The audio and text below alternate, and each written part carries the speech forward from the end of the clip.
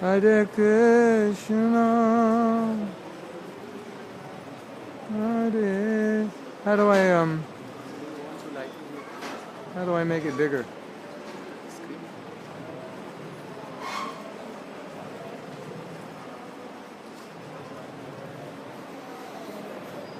That's it? Okay. Hare Rama, Hare Rama, Rama Rama, Hare Hare, Hare Krishna, Hare Krishna, Krishna Krishna, Hare Hare, Hare Rama, Hare Rama, Rama Rama, Hare. Does anybody know where the flip chart was from yesterday? So we can put that up? Or can somebody write the 6 human needs on the board? We have a volunteer.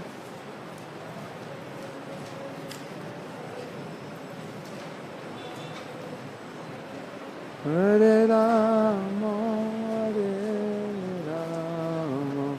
So, we're going to attempt to start on time. We're going to create a revolution in this temple. And we have exercises for you. And everybody needs paper and a pen.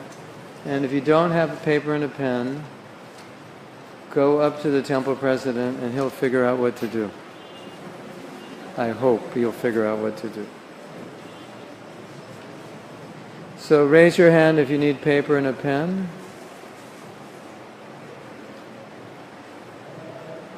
You're going to need like 4 pages of paper, I think.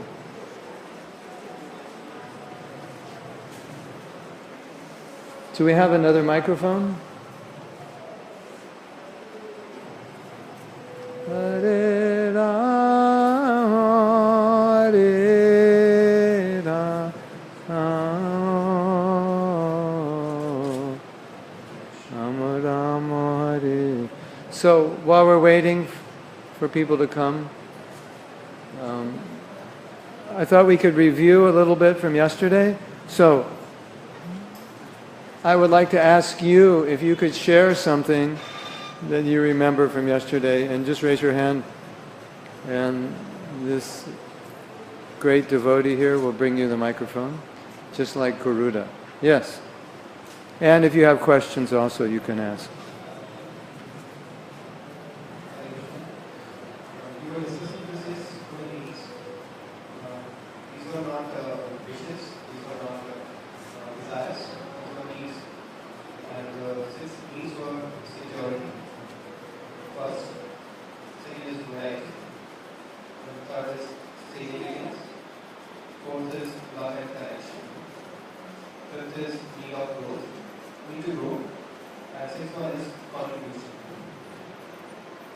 So I want to add something to that. That what they say is that if you don't satisfy the first 4, you won't go into growth and contribution. Because in order to contribute, you have to be satisfied, right? And just like when we serve prasadam, especially on a fast day, we let the servers eat before they serve out. Because if they're hungry, it's difficult to serve. You do that here? You let the servers eat first? They have to eat, and otherwise if they don't eat, another option is they make their plates. So just to ensure that if there's a big crowd, at least the servers will have sufficient prasadam. So that's a need for security, right? But Prabhupada said, the first business beyond saving others is to save yourself. And Prabhupada quoted the saying, physician, heal thyself. Because if you're ill, you can't help others. And if we are not happy in our lives, either materially or spiritually, it's difficult to give Krishna consciousness. Even if you're happy in your life spiritually, but materially your life is disturbed, it's going to influence you in your spiritual life. It's going to cause stress in your spiritual life. Just like if in your ashram you're not stable, it affects your spiritual life. So the material obviously affects the spiritual. So, therefore it is said, once those four needs are satisfied, then one will go into growth and contribution. But if there's an anxiety about, those are basic fundamental needs on the most material level, fundamental levels. So it's a very good point. Thank you. Who else would like to share? Something we learned yesterday? Or you could share something you realized. It doesn't even have to be anything I said. If you had any realization, you can share. Yes. I'm going to give her the microphone. You should develop an app so as soon as someone raises their hand, the microphone flies into their lap. Can any of you do that? Software engineers? No?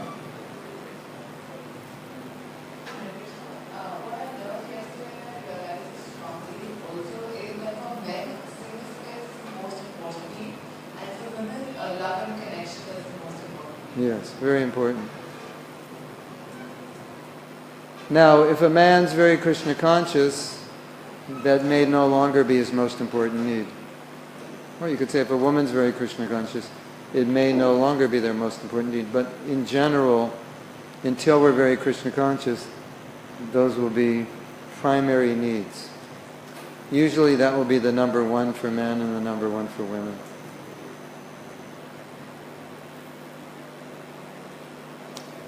When you advance, then growth and contribution will be your number one needs. But until then, love and connection for women and significance for men, which is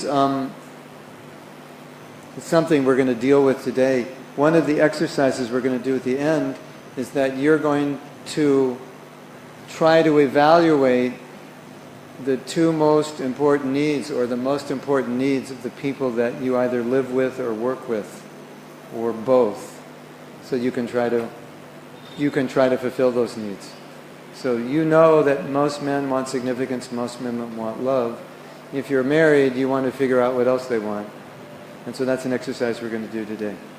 And when you satisfy another person's needs, they're happy. And if you make someone happy, that makes you happy. Very good, thank you. Who else would like to share? Yes. Microphone, please.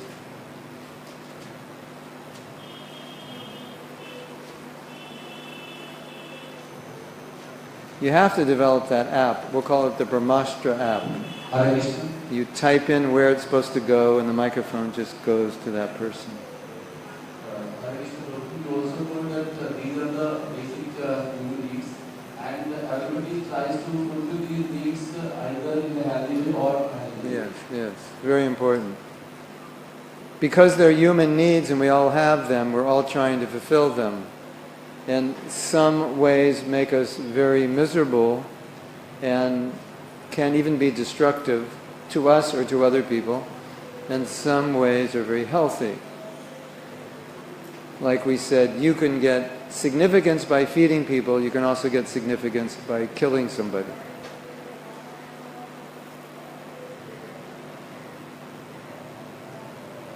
So we're going to do an exercise today where you're going to analyze your needs and you're going to analyze how you fulfill those needs. And so you're going to get a chance to see if you're fulfilling them in healthy or unhealthy ways. So these exercises today are really the gist or the essence of this workshop, and what we did yesterday was just the foundation work so we could do these exercises.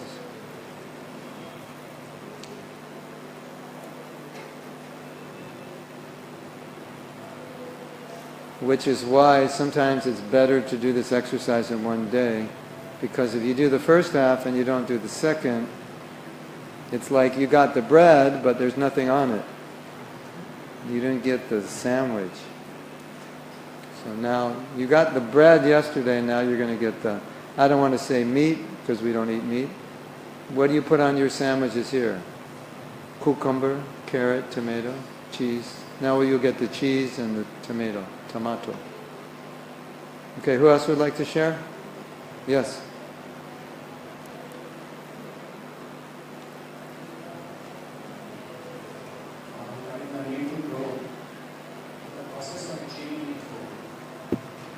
In the process of achieving a goal? Growth. In the process of achieving growth. Sorry.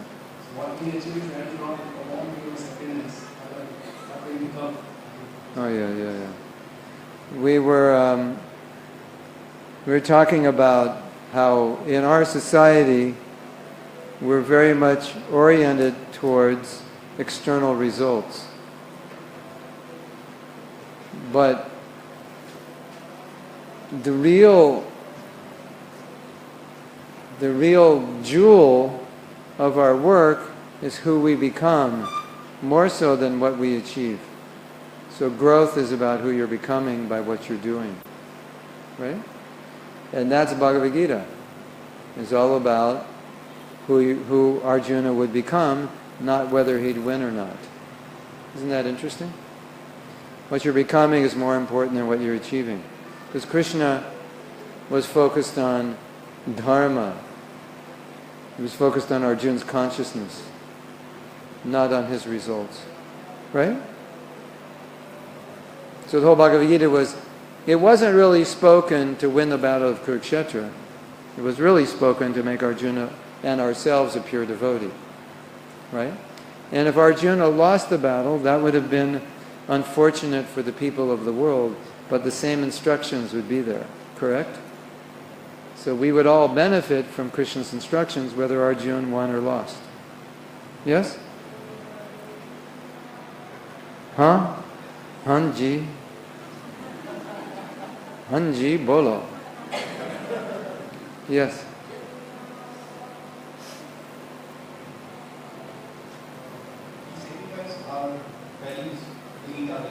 Yeah, we sacrifice our values to meet our needs. We gave the example that sometimes you might lie, even though you have the value of honesty, because if you don't lie, you won't meet a need, and if you do lie, you'll meet a need.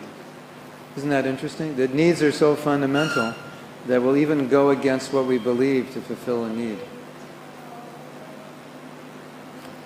And after the course, we had a discussion, and probably this idea came into your mind, because the word significance sounds like pride. And if you say, I want to feel significant, then we might feel like, well, there's something wrong with you if you want to feel significant. And I don't know if you remember, but we discussed healthy and unhealthy paradigms. And in significance, the healthy paradigms, like you help somebody, you'll feel significant, right? You feel you did some service that was of value, it makes you feel valuable. If you want to feel good about yourself, you do something good, right? Like in America, you could go to someone and say, I've done bad things, and the therapist might get you to feel good about yourself even though you've done bad things. But the easiest way to feel good is to do something good, isn't it? Because naturally you feel good about yourself when you do something good. If you're a good mother, you feel good about yourself. If you're a good father, you feel good about yourself. If you're a good brahmachari, you feel good. A good temple president, you feel good. Isn't it? What we also discussed was unhealthy ways to feel significant, and most of those unhealthy ways to feel significant were related to false ego and pride. So when we talk about significance, yes, it's true, it can be pride when you try to fulfill it in an unhealthy way. So I'm going to do something bad and I'll be recognized for it. Or I'm going to be motivated to get some recognition in the Hare Krishna movement. Why do I want recognition? Because I don't feel significance and I want to feel significant. So I do it in an unhealthy way, and I knock someone out of their post. I make up stories why they've done wrong things, stories that aren't true, and I take their position. So the wrong motive. Now you feel significant, because what do we say? You can feel significant by tearing people down. You can feel significant through criticism. Right? So that was related to pride. So probably a lot of you were thinking significance means pride, and in many cases it does, and in many cases it doesn't. Right?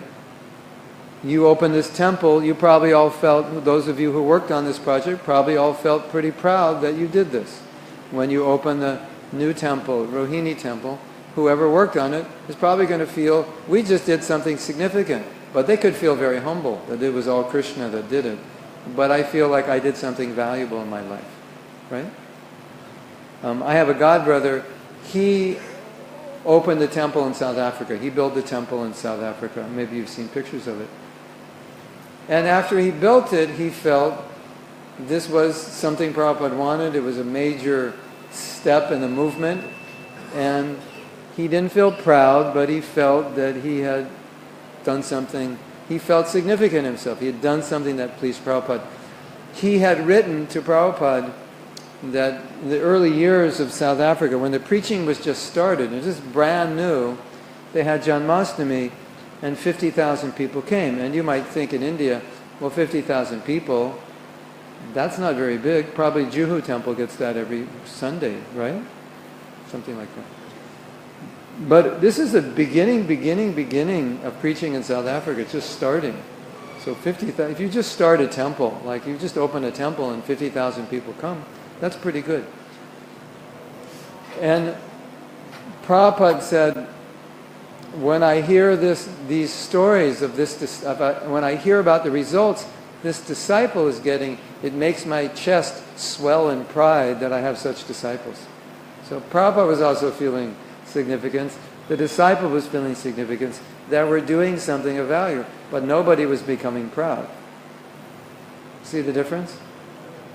So anything good can become bad, anything bad can become good. So that was an important point. Yes? Microphone? We have people in America with the name Michael, and for short they're called Mike. And when they join the ashram they're called Bhakta Mike. So we can call that Bhakta Mike. Can you pass Bhakta Mike? Okay.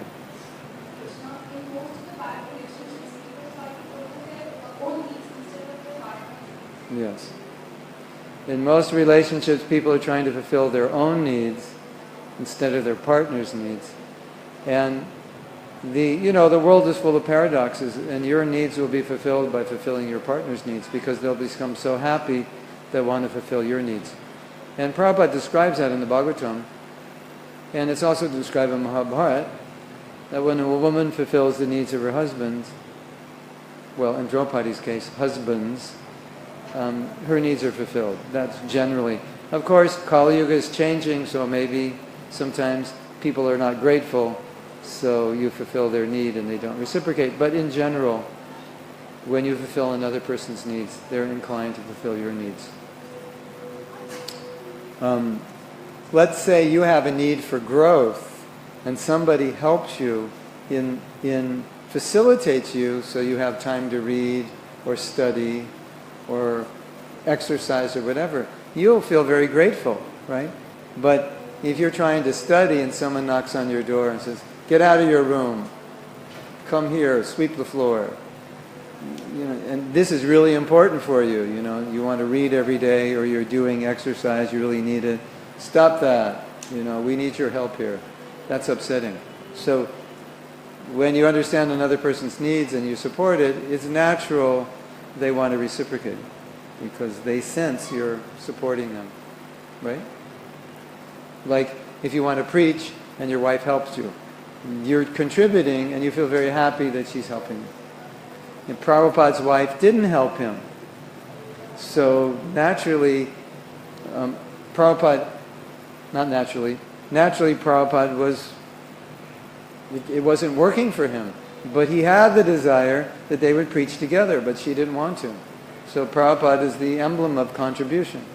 And he had a wife that wanted to contribute to the tea fund, not to spreading Krishna consciousness, to the tea biscuit fund, right?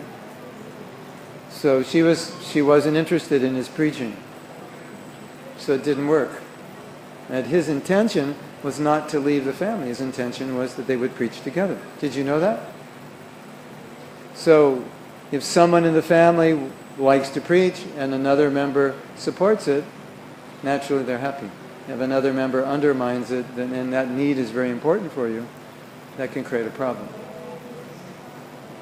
Now we can spin it around. Sometimes you have a need that creates a problem. So you have a need to contribute, but it creates a problem because you neglect your family. So then you realize, I have to minimize that need because I may have a need that's creating a problem for somebody. And my family may not be able to fulfill that need because my kids are young, my wife's busy, and all her energy is going into the family.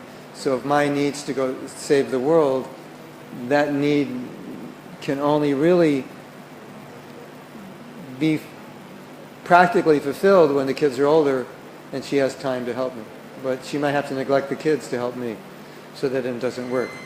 So sometimes you have needs which are genuine, but it's the wrong time, or it's the wrong person, because that your need is contradicting something they need.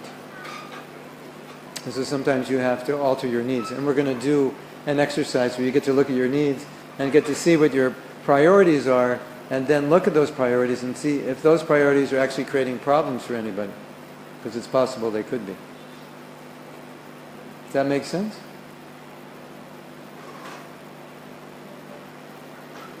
Who else would like to share? Yes.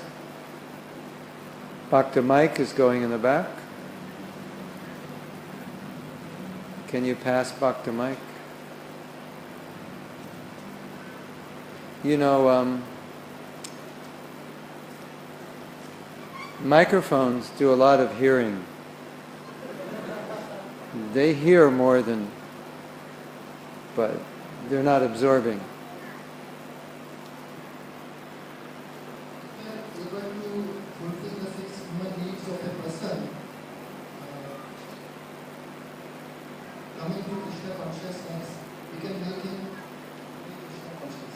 Yes, it's such an interesting point. Now that you know the 6 human needs, and we discussed yesterday that when people come to Krishna consciousness, they're either consciously or unconsciously hoping that those needs will be fulfilled.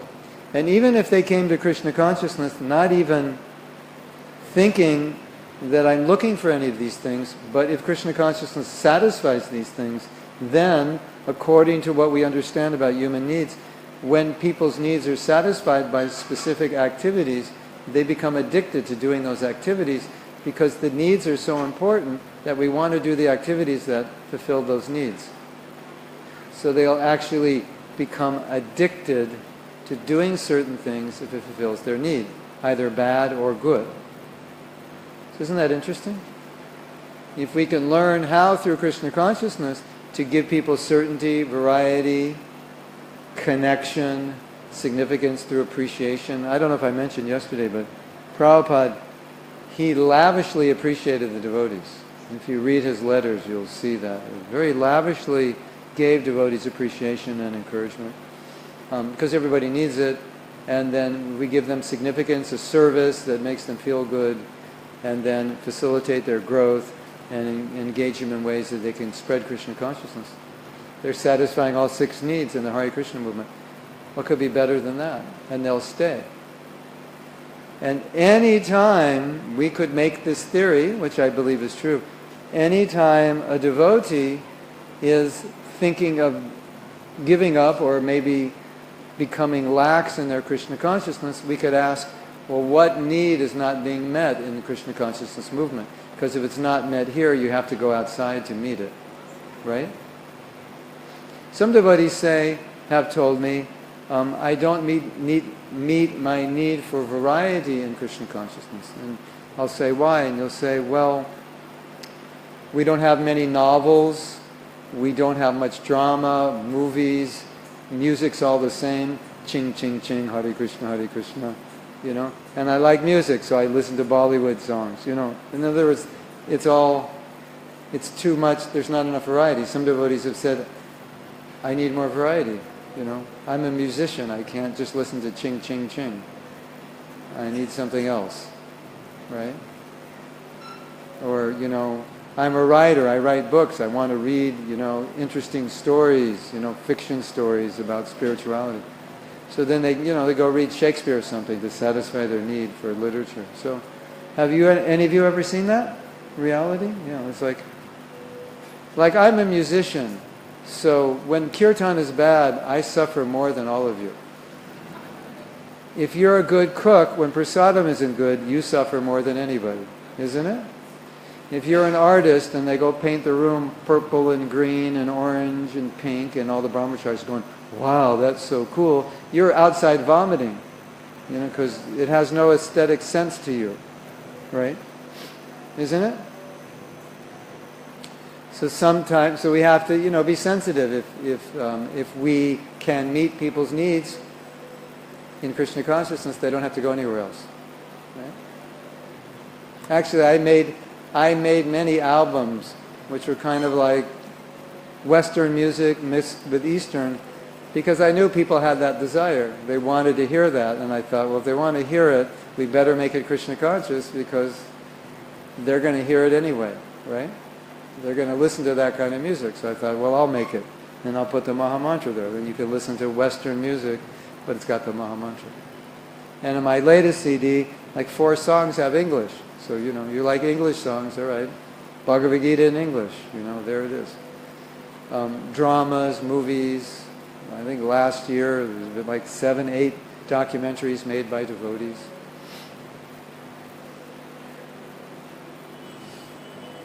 Yes?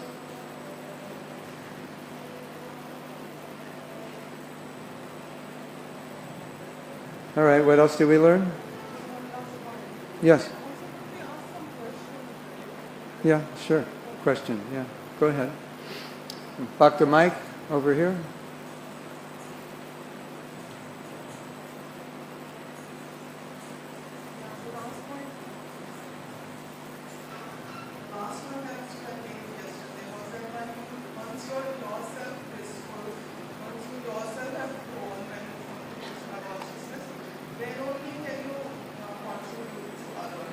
Yes.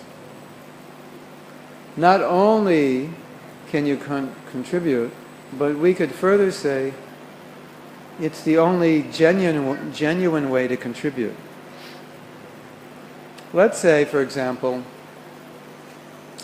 today you chanted your rounds and it was really difficult and you were really struggling and you weren't very happy. And the whole time you were chanting, you were thinking, I'd rather be doing something else. That ever happened to you before? I'd rather be doing something else. And sometimes not only are you thinking you'd rather be doing something else, you actually do it in your mind while you're chanting because you're bored, right?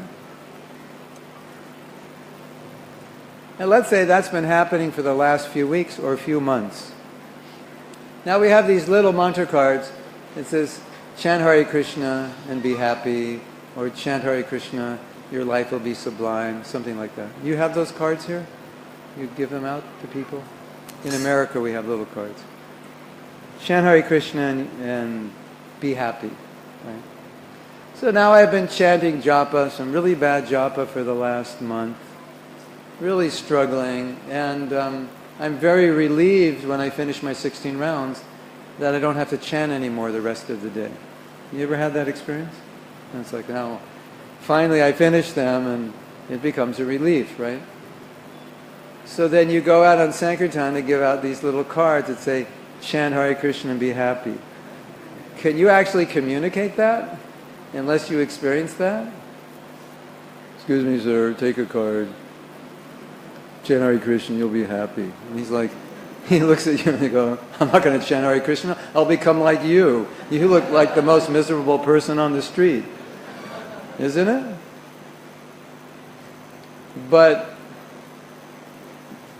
if you're blissful, if you're absorbed, you don't need a mantra card that says chant Hare Krishna, be happy. You are the mantra card.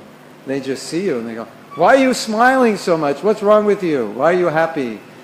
This city is like hell and you're smiling. You're not supposed to be smiling. What's wrong with you? What drug? I want to get that drug. That's how you give Krishna consciousness.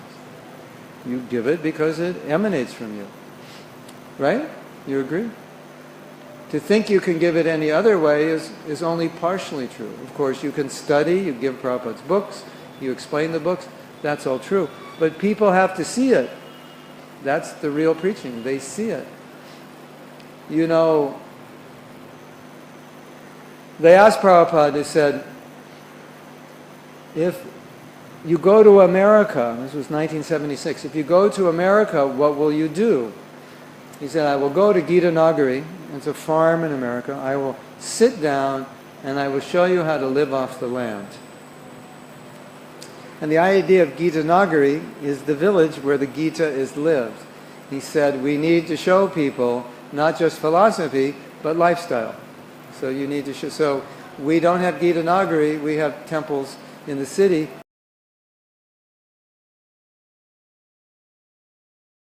That would be the best person to do this exercise, because if the person knows you well, they can help you in this exercise, because you're going to be looking at your needs and they're going to know something about you. So what we're going to do now is you're just going to move around. Obviously not everybody knows everybody really well, and you can still do the exercise, but I'm just saying, if there is somebody that knows you well, I would recommend doing it with them. Now, it's actually really good if you do it with your husband or wife, because the 6 human needs is one of the prime marriage development skills. When both husband and wife understand one another's needs, it improves their marriages dramatically. So the idea is we're going to look at our needs and we're going to put them in priority. And so if you're working with someone that knows you, they can help you, because you might say, well, my need is for significance, and your wife might say, no, you spend more time in service. I think your need is contribution. I think that's number one. And you get your significance through contribution, so it's not your number one need. So she might see that and you didn't see it, right? Of course, somebody else, if they're smart, they could see that also. But so right now, just get up, move around, and find a partner. Or if you like the partner sitting next to you, that's okay. And no one should take offense if the person next to you gets up and finds somebody else. But ideally, find someone that knows you fairly well, or you're married to. And then once you get a partner, sit next to the partner, because you're going to be speaking, and then I will explain the work we're going to do. Okay? So just take a minute and find your partners. Okay? You can all get up, move around. These seats are not reserved.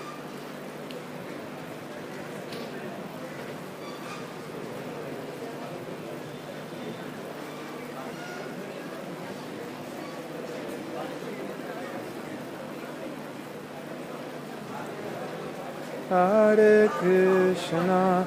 You can sit anywhere you want. There's extra chairs, you can move them around. You can sit in corners.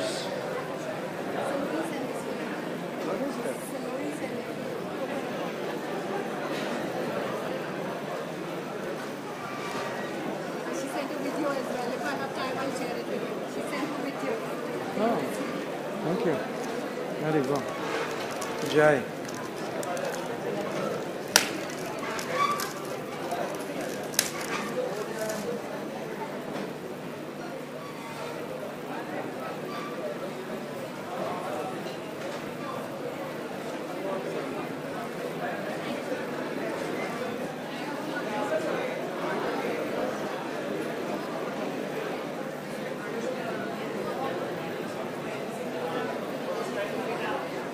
I have to tell you what to do first.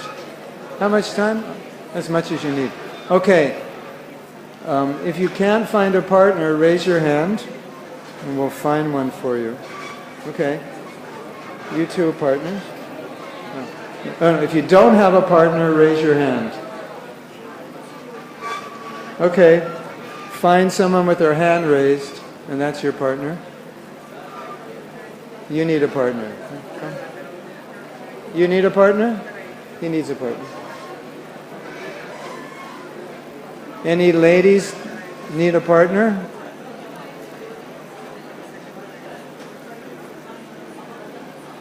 Okay. We have one lady that needs a partner. Any other ladies?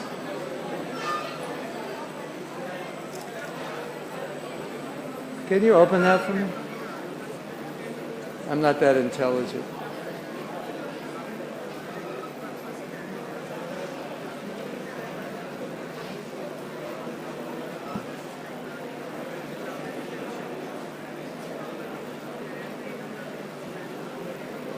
Your hands clean?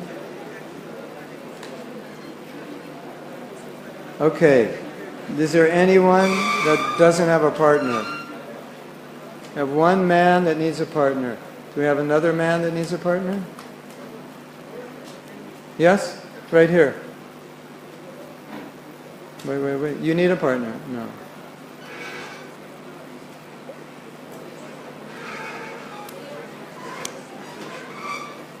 Okay. So,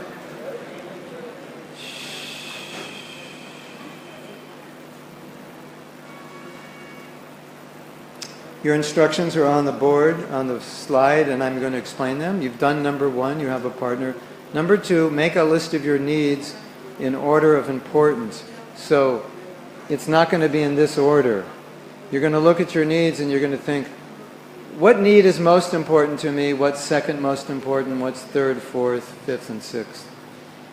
And it's a starting point, because later on you're going to discuss and it might change. But just for now, what you feel are your most important needs. And in this exercise, you really want to focus on the 2 most important. So if you get the last 4 a little mixed up, it's okay. But the 2 most important. And later on, maybe one of the last 4 you might realize it's the most important. But you want to focus on the 2. So you're going to make your list focusing on what are the 2, and then you're going to look at your list and you're going to think of the 2, what's number 1? What's your most important need? That's very, very important. And that's good for your spouse to know. Then you're going to talk with your partner to confirm or rethink your 2 most important needs.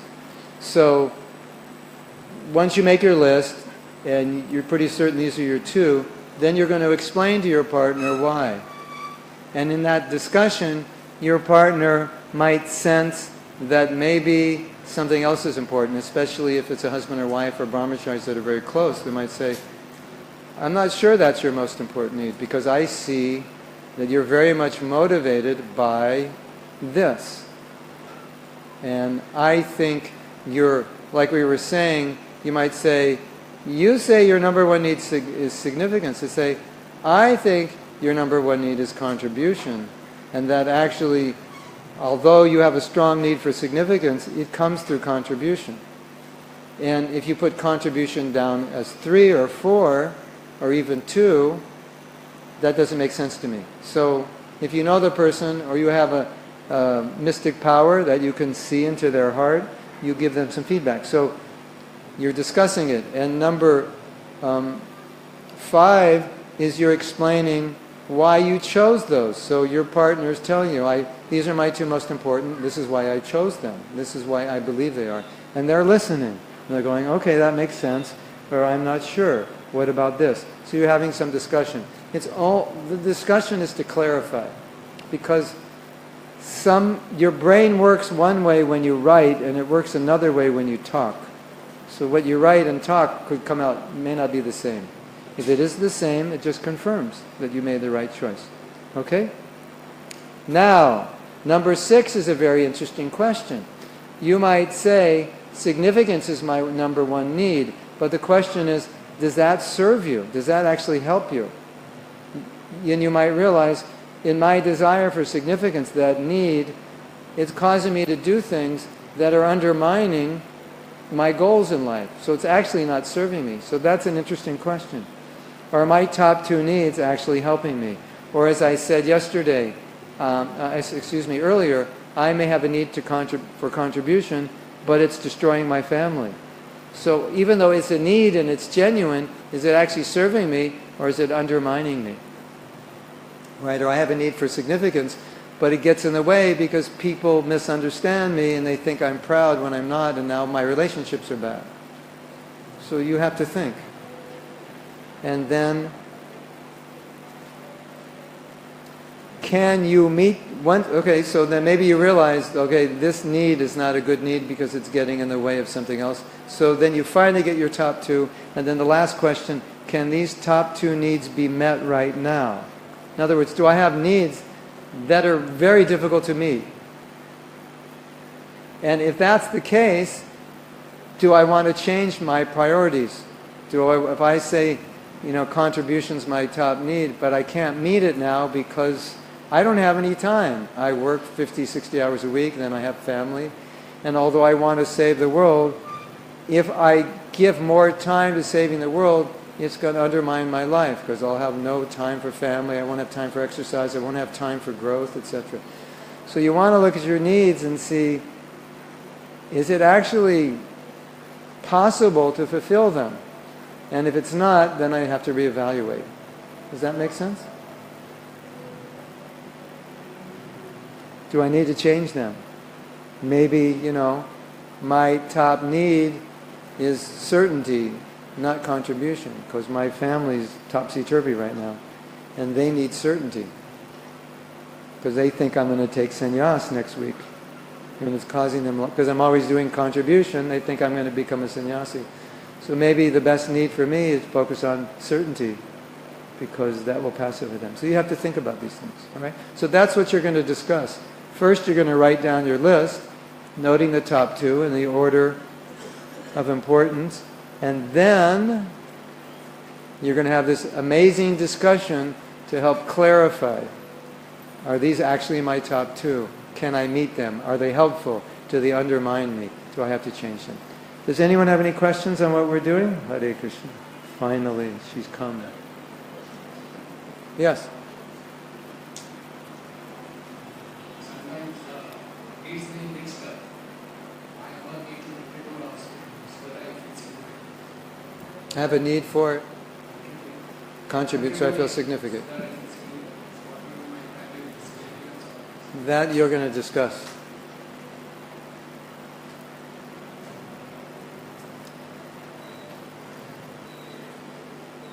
That's the introspection you're going to have to do. You're going to have to ask those questions to yourself and your partner and say, so he's asking, well, if I have a need for significance and contribution, how do I know which one is more important?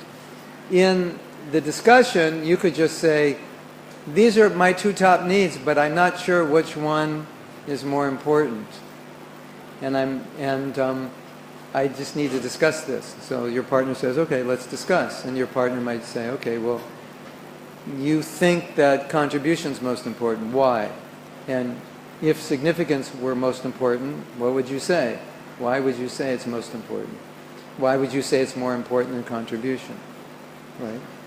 And you might say, well, when I was young, I wasn't very successful. And I grew up kind of thinking I was a failure. So for me to be able to contribute, I first have to feel significant. Otherwise, I won't contribute. So then you realize significance it's a necessary need for you to contribute. So then, that makes sense. Or the other way, if I contribute, automatically I feel significant. So I see that contribution. So you discuss it and you go back and forth. So you're doing some introspection, right? Now, in a situation where, let's say, you were young, you weren't a good student, and your life wasn't going very well, you might have grown up thinking, I'm kind of a failure. And so probably for you, significance is super important because you grew up feeling a failure. And unless you feel significant, you won't have confidence to be successful. So that's really important for you at this point in your life. Now, these needs are going to change when you get older. And they might change next week. I'll come back next year, we'll do the workshop. Your top needs might change. Because you change, you grow. And maybe after you've done many significant things, you realize significance isn't important for me anymore. because I've done enough significant things that I just feel significant. So it's not that I'm really hankering for it. Right? I just built this temple, I feel significant, and that need is completely satisfied just with this project, so I don't need anything else. Now I can focus on something else, my growth or whatever. Does that make sense? So it's really, there's no right or wrong answer. That's the point. These answers are your answers. You're not turning them in to get graded on them, because there's no right or wrong answer. This is just to help you better understand how to balance your material and spiritual life so that you're full, satisfied, and you can contribute the most to Krishna consciousness. Because as we said, if you're not happy and you're not satisfied and grounded, you're not going to be much use to the world, are you? Basically, you're just going to be draining from people. You're always going to want people to help you. Right? Okay, any other questions on what we're doing? Okay, so everyone wants to know how long, and the answer is, I don't know. How long do you need? We'll find out. You just do the exercise, and 5-10 minutes from now, I'll just ask you who needs more time. And if you need more time, you'll raise your hand, and I'll ask you how much more time, and then we'll go from there. Some devotees can do this exercise in 3 minutes. Some it takes a half an hour. Because it's, some are so clear. Yeah, I know my needs. These are them. And the conversation, I don't need to talk about it. It's finished. 10 seconds, it's over. Others are like, I'm not really sure what it is. I need to talk about this. Okay? Okay, so let's do it. Hare Krishna.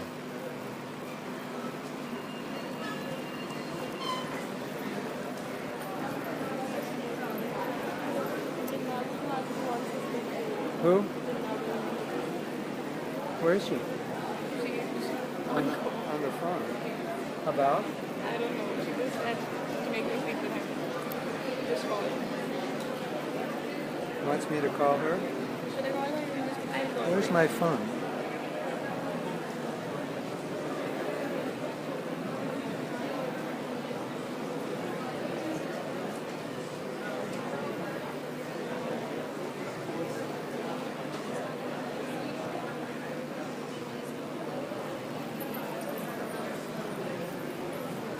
Do the exercise. Do the exercise. Of course, you can't see the board, you know the questions, but what are your most important needs? Why are they most important? Are they serving you well? Do you need to change your priorities? Hare Krishna. Jai. Jai. Jai.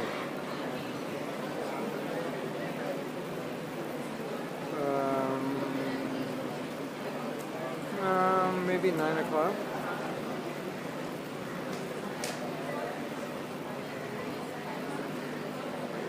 It starts at 10 tomorrow.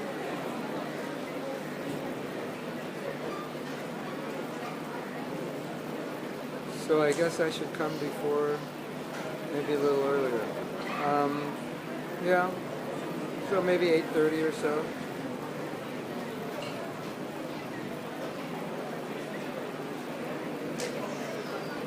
You decide what timing is better.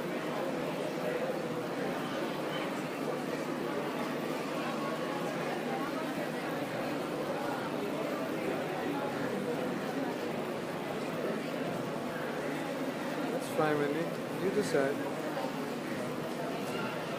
We're doing from 10 to 2. That's 4 hours. 5 to 7 is 2 hours. So,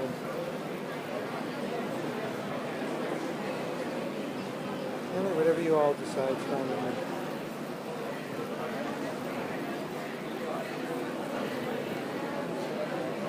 Yeah.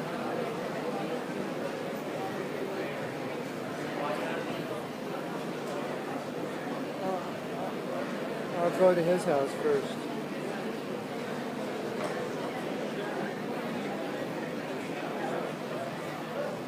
You want to bring it over there to his house? Okay, I'll call you when we're getting close. Yeah, you can bring it there. Some fruit and yogurt. Yes. No what? No, it's too hot.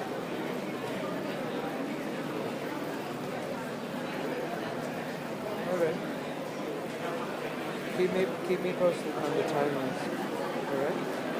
Keep me posted about the timing. It might change. Okay. Haribol.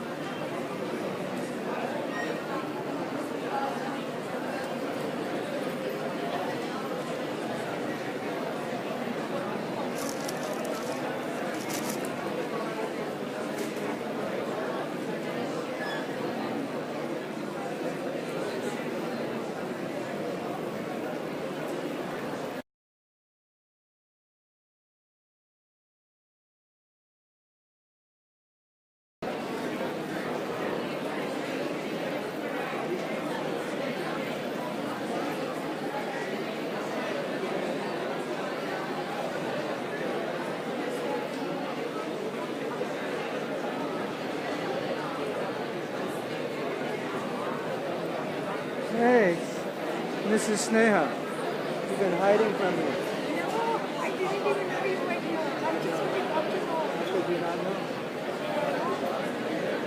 Jimona told you? No, she's Told me she told you. Because you were in Vrindavan?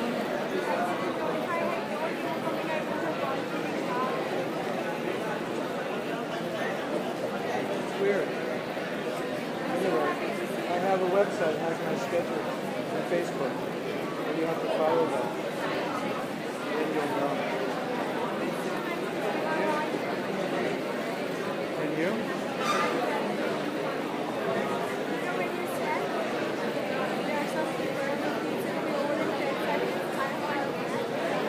Good. Simple.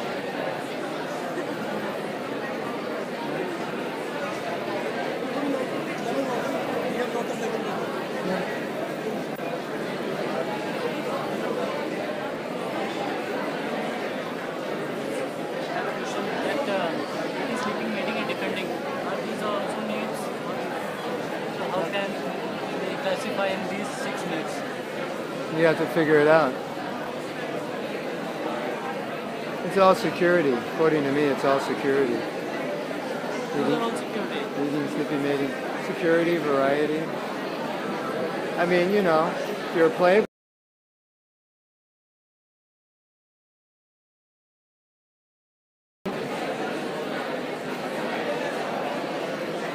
I would say in Indian society 50 years ago, you could get significance from eating because if you were rich, you'd be fat. And people would see, oh, he must be rich because he's fat.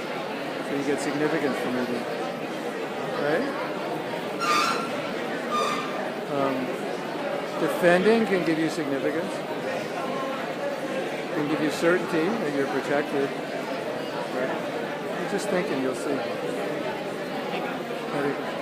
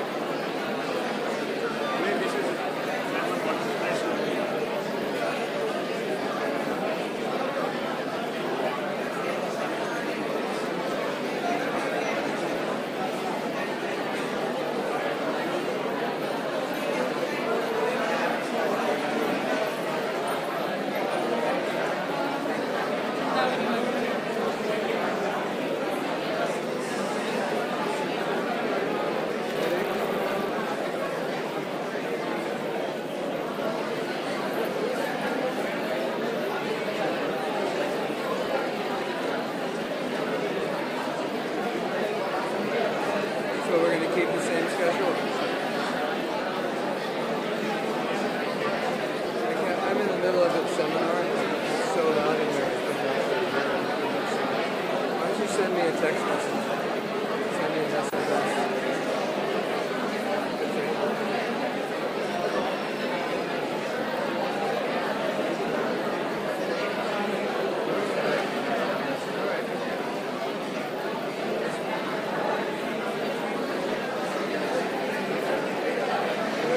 Whatever you want to think. It's going to be. Yeah, that's fine.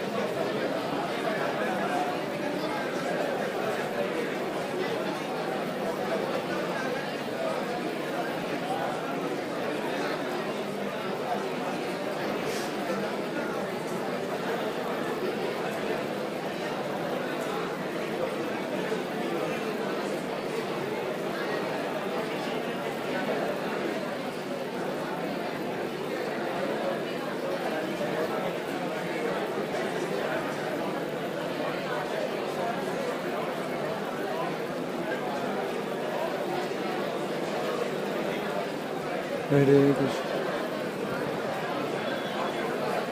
Hare Krishna. If you need more time, raise your hand. How much more time do we need? 2 minutes, 5 minutes, 10 minutes? 5?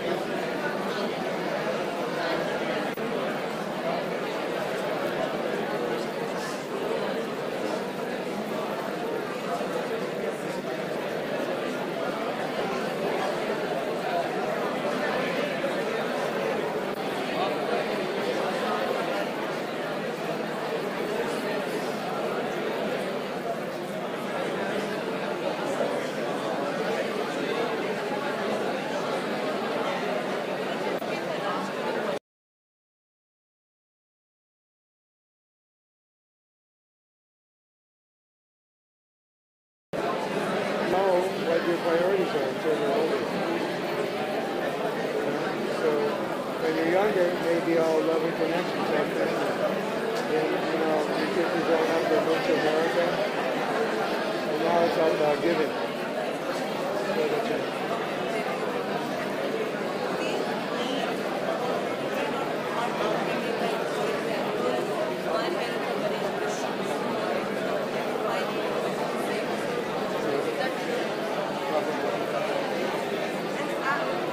Significant. Like when I was discussing this, I was just wondering, all these four are actually led by these four. Are these Krishna named because Krishna has been guiding all these four are led by these four? So they may not be. That's not going to be your top name because you're all down in that. But that's a question you have to ask. Like, you can look at your life and what you do and then reflect backwards. I'm doing these things. What needs does that reflect? Like I study a lot. It reflects a need for growing. I teach a lot. It reflects a need for contribution. Significance, I don't have it because I'm always getting honored. So if I wasn't, you probably didn't need it. So you might have these other needs, you didn't have them. But because you have them, it allows you to look for needs which are more magnanimous, like giving and growing. So, or like we say, one need can fulfill many. Contribution fulfills variety. You do different things, fulfills significance. You don't grow, you can't contribute, fulfills growth. They say contribution fulfills them all. So, but maybe you can't think of contribution until the other ones are fulfilled. So, just have to look at it in different ways.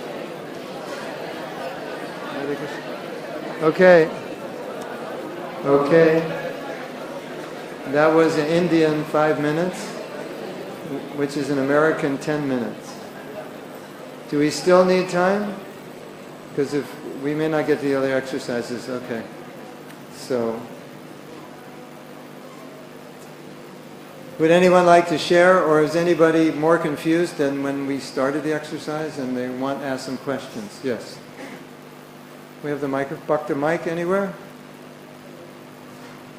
Bhakta Mike's a brahmachari. He's got saffron dhoti on. Yes?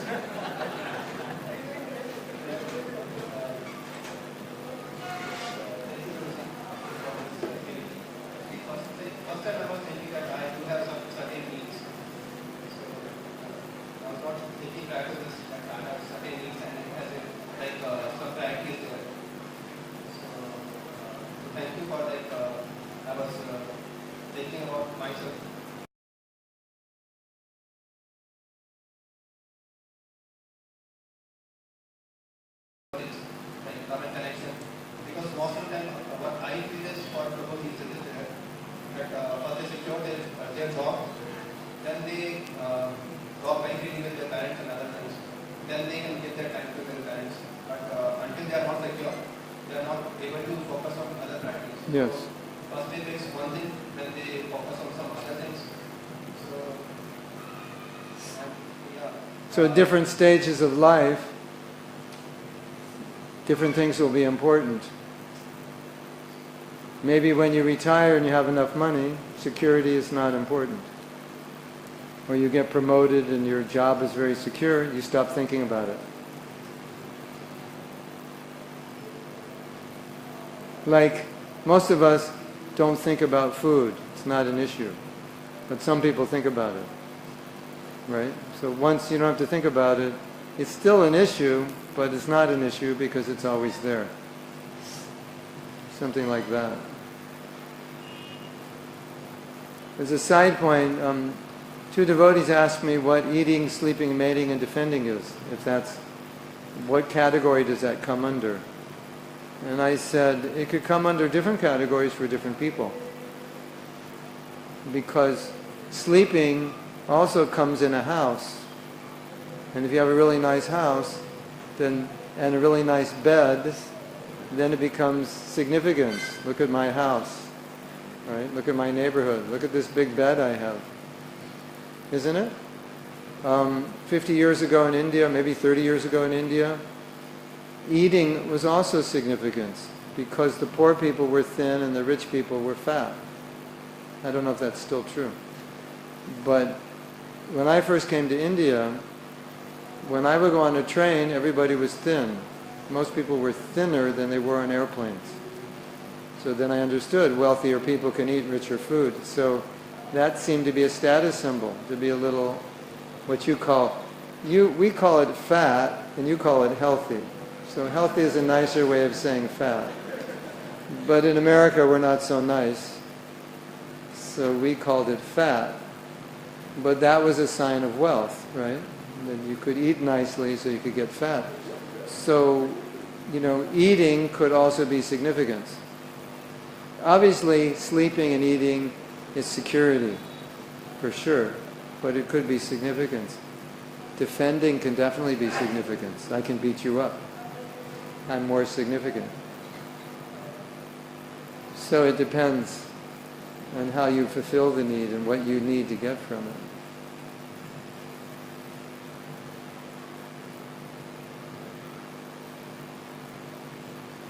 Right? Bollywood movies, mating is significant. The handsome guy gets the girls, so mating is about significance. It's also about security. It's also about variety. Okay. Anyone else like to share or ask a question?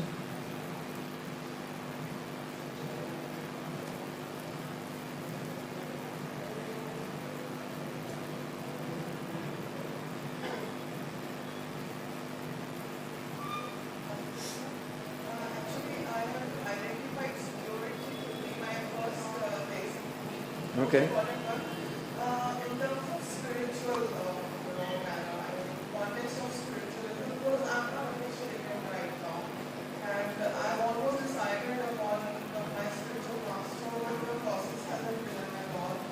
So I just wanted to know, is it right for me to consider it to be one of my most important needs? Yeah, what she's saying is she feels because she hasn't been initiated or not even chosen the spiritual master, made a final decision, there's a need for security, which means I have a guru, I'm initiated, I'm going back to Godhead, that's secure. Yeah, definitely. We mentioned that yesterday. When people come to Krishna consciousness, they're looking for the truth. That's security. And we also mentioned how you want to know that your spiritual master is Krishna conscious, can make you Krishna conscious, is not going to fall down. That's all security. So security is a big need in spiritual life. Stability. I have a guru, he's going to be there, he's going to enlighten me, he's going to be an example. Definitely. No question. Yes? In this scenario, we see that very much qualified women, they give up their job for the sake of establishing their family, settle and all. And so somehow we are in a habit to surpass our need for significance. And we look for love and connection, but in the real selfless manner, we don't even get it through our family. If you actually see, we get it through the devotees, right? Sometimes, yeah. So, how do we progress in this? And if you want to grow, if you want to contribute in Krishna consciousness, but the family members, and especially if you're a woman and your husband is not in Krishna consciousness, there's a lot of resistance. It's a daily routine, you're coming for a class, so they just tend to stop you. So how do we contribute then? Because my second need is contribute. Whatever I've learned, it's been 5.5 years. So I feel I would be good at preaching, but that is a very far-fetched dream. Okay. No one is going to cooperate. That's what I feel. In your family. Yeah. If contribution is important, at least whatever little you know about Krishna, you can share it. Whatever little prasadam you make, you can share it. Whatever few books you can take with you when you go and you can share. You do something. But you don't want to disrupt your family in order to do it. Because then one thing is good, another thing gets destroyed. So in your situation, you still need connection with your family and stability there. That will enable you to contribute. But if that's disturbed, you're going to be disturbed, and it's going to be difficult to contribute. So we contribute any way we can, any little or big way, according to what we know. So when I became a devotee, move in the temple, shave your head, next day you're on the street talking to people. What do you tell them? Whatever you know. You don't know much, you don't tell them much. So that's the idea. You want to help people, you do whatever you can. Make some prasadam, distribute it, whatever, like that, yeah. But the family, maybe your family's not so Krishna conscious, but connection's important, so you don't want to disrupt that, because that'll disrupt your spiritual life. So yeah. There's a saying that sometimes we succeed by failing, which means we neglect one aspect of our life to succeed in another. Like somebody works very hard, but they don't take care of their health. Or somebody becomes very successful materially, but they neglect their spiritual life. So they've succeeded at one thing at the cost of another. So you want to be able to succeed at both. Because if you fail in one area, it comes back to haunt you later on. Either your health gets really bad, your financial situation is bad, your sadhana gets bad, your service, because you've neglected something to achieve something in another area. Does that make sense? Succeeding by failing. I'm a total failure in my family life, but I do a lot of preaching. So I became successful by neglecting my family. Now they all hate me. Is that really success? Not really. Looks like it, but it isn't. I did so much service that I gave up my sadhana. That's not success. I developed a very successful business and had absolutely no time for Krishna. So I succeeded in business by failing in spiritual life. Or my business failed because I gave so much time to Krishna. So I succeeded in Krishna consciousness by failing materially. I mean, that's okay if you're 75, but not if you're 25. That's what you want to do when you're 75. You want to fail materially, because you want to put that to an end. But if you're younger, then it doesn't make sense. Is that okay? So, yes. Can we pass the mic?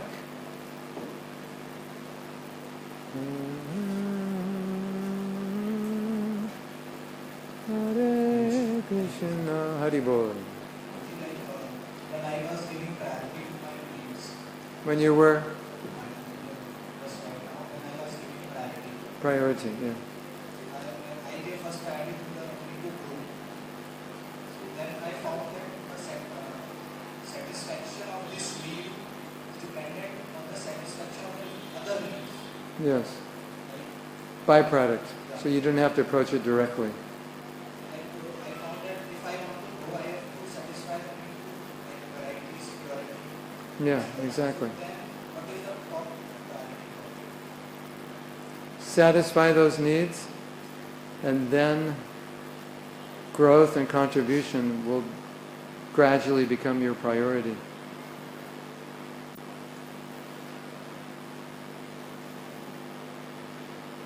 As I was saying earlier, if those needs aren't satisfied, you can't grow and contribute, because you have to focus all your energy on just basic human needs. But just like, look at connection.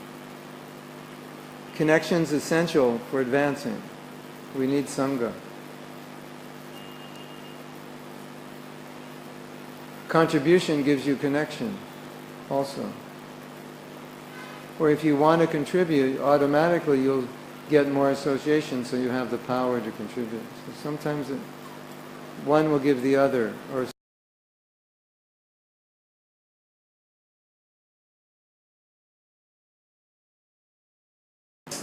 in my life, growth is being met at a 3, contribution at a 2, significance at an 8, connection out of 10. Just to kind of let you see, these are human needs which if you fulfill, you'll be very balanced and you'll be in the optimal position to spread Krishna consciousness. So that, and then the next thing, what you're going to do is for each one of these, you're going to write down separately. So after you give it a score, you write down separately certainty, and then under that, make 2 columns, list all the healthy ways you get certainty and all the unhealthy ways you get it. You think, well, how do I get certainty? So I get it from this, that, from my job. Okay, that's healthy. I get it from this and that. But I may get certainty from my anger, because I'm certain my anger will scare people. And that gives me certainty. I'm certain I can control people if I'm angry. So you list that under unhealthy. So you're starting to look at your life and seeing, am I doing things to fulfill my needs that are unhealthy or healthy? Okay? Then, number 4, triggers. Like, are there certain triggers that cause you to do something unhealthy? Like maybe you get angry because you're always stressed out or you're always in anxiety. So the anxiety is the trigger, right? Or you're frustrated. Or you're out of control. And so it's triggering some unhealthy way to fulfill certainty. Or variety. How do you feel variety? You do dangerous things, you almost kill yourself all the time. That fulfills your need for variety. You know, you jump off buildings, break your leg, break your arm. So you're doing unhealthy things to get variety. Significance, what do? Maybe you end up, like we said, getting sick just so people will take care of you. So that's an unhealthy thing. Or I distribute Prabhupada's books, that makes me feel significant. That's a healthy. So you're going to talk to your partner and you're going to look at the unhealthy, and then you're going to talk about how could I do something healthy to fulfill this need rather than the unhealthy. So you'll have your list of healthy, but you're also going to have a list of unhealthy things you do to fulfill your needs, and you're going to look how you can either get rid of them or turn them into something healthy. Does that make sense? Anyone have any questions? What we're doing? So you're going to give yourself a score, and then under each need, you're going to ask yourself, how do I fulfill this need? And I do it in a healthy way or unhealthy way. Right? Like, my husband comes home, and I scream at him. What's that? That's a scream for significance, for connection. Instead of saying, can we talk? I just yell at him and say, we never talk. And get angry. So I'm fulfilling the need for connection in an unhealthy way by yelling at him and demanding that he talks to me. Right? That would be an example. Yes? Is that okay? Okay, let's do it. Hare Krishna.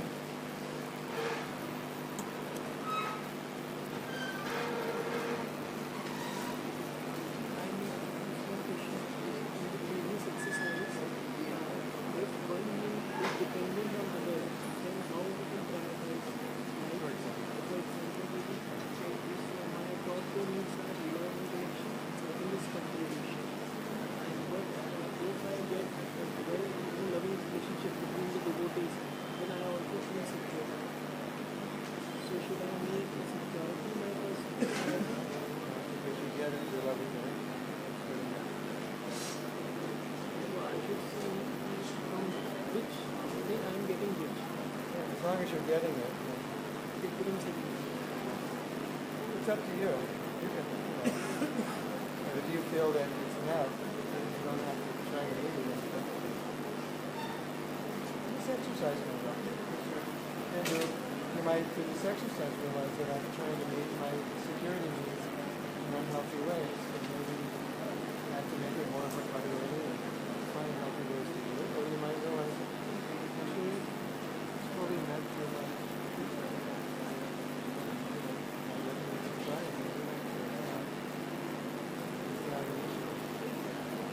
when at a certain point in your life, those four lower needs, and you get met, you're fully engaged in helping others, and all those needs are met.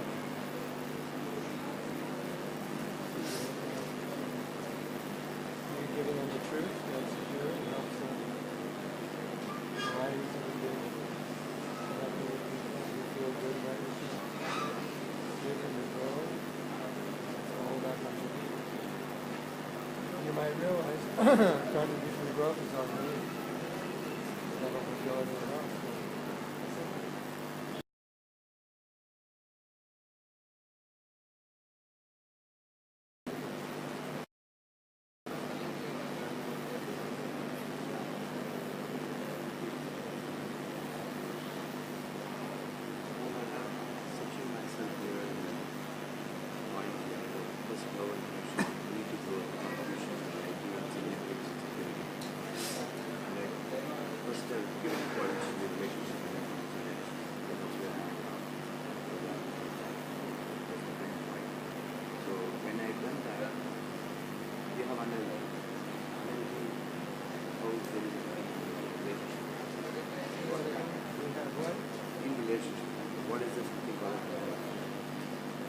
Oh, unhealthy. Fulfilling the need, it's an unhealthy way.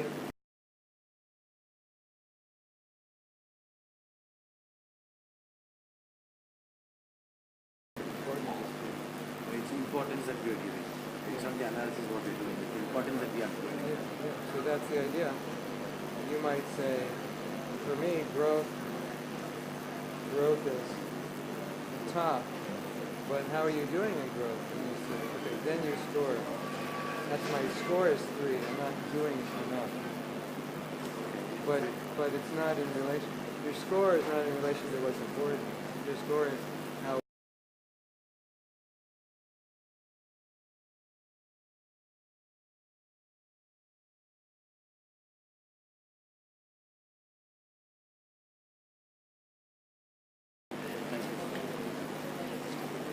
Yeah.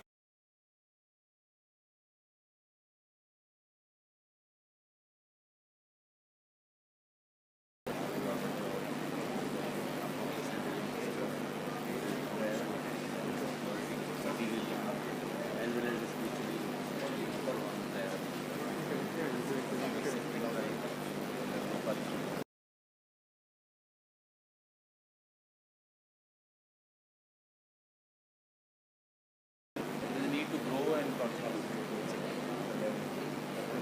That's where you need to work. The lower numbers require more work. Write down your next exercise.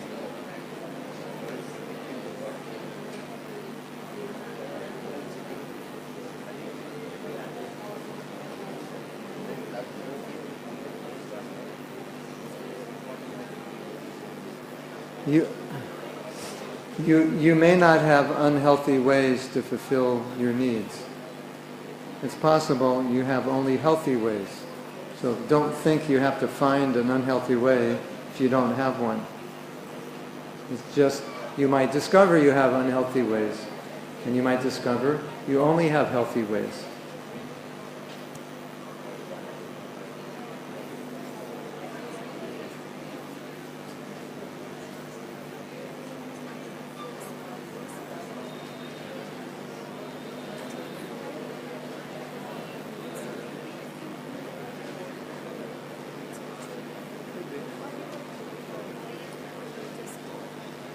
Yeah, you could be very secure materially and very insecure spiritually. If you want to, yeah. If that helps you. Yeah, then that's good. And then you can focus on where you need to work. Okay, that's a good point.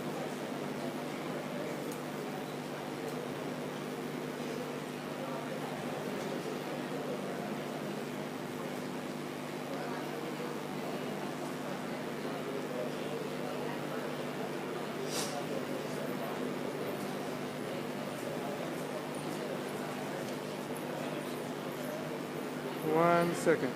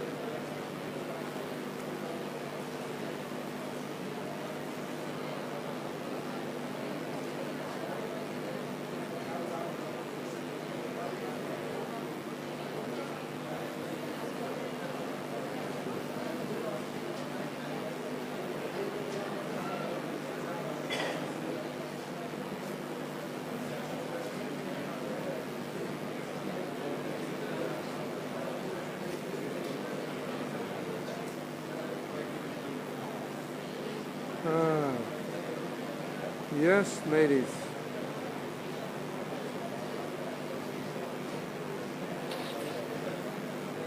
Yes, ma'am.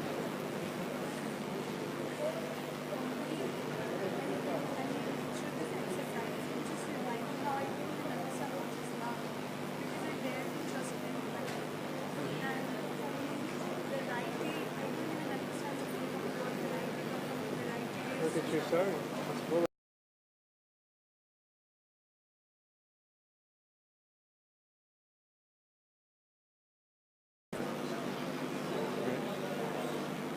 But if you find some nice guy and you really like him, then you realize you have a need for love and connection. So it's probably because you haven't found him that you think you don't have it. You want to have children?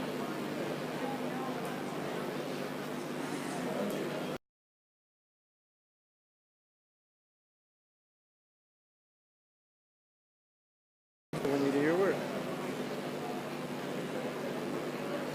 Think about it. Yes. We do. Oh, you have a question? Hare Krishna.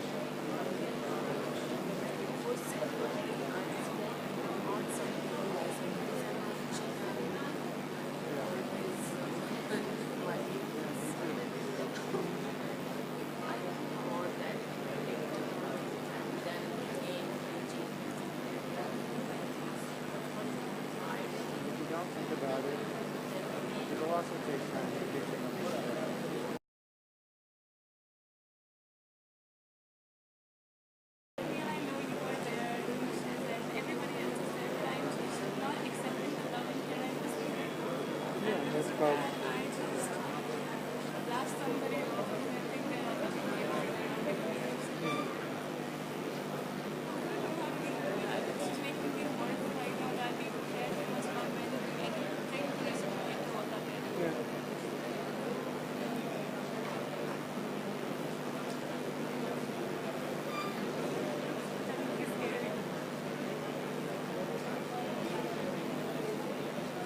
called appreciation.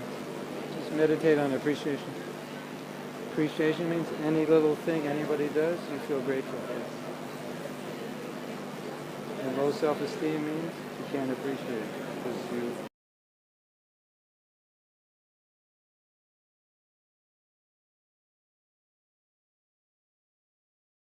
Significant?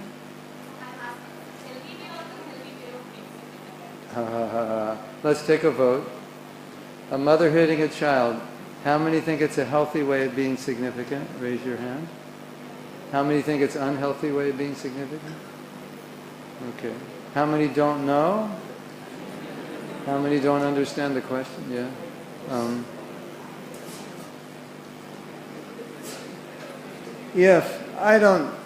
I'm not into hitting children, but if you advocate hitting children, the only reason you would do it is to discipline.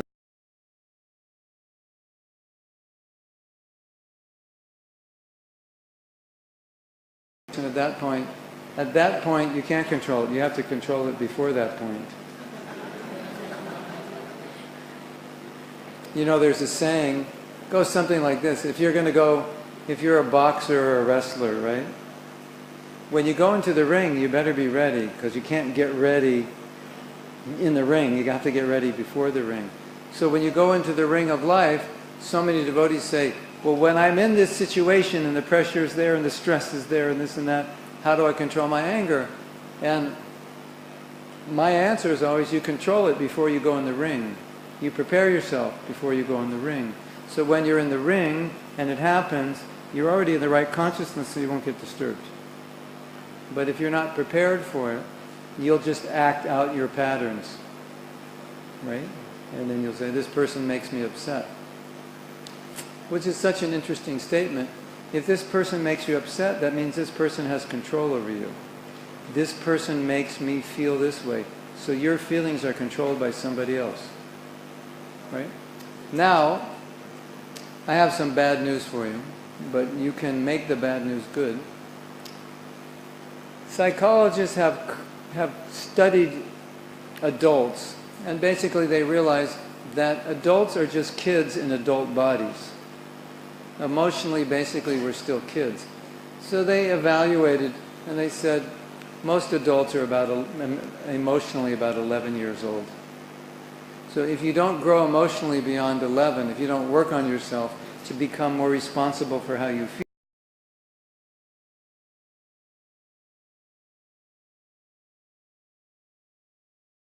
consider it. Kind of like walk over you while you're paying obeisances, or Did that ever happen to you? They trip over you, or they bang into you, knock your head into the wall, or whatever. It's disturbing. Or they say something nasty. It's disturbing. Or they accuse you of something you didn't do. Or worse, they accuse you of a motive that you don't have. That's all disturbing. So here's my mantra. When that happens to you, you just say, that's interesting. That's the tolerance mantra. Because there's a saying, if you don't laugh,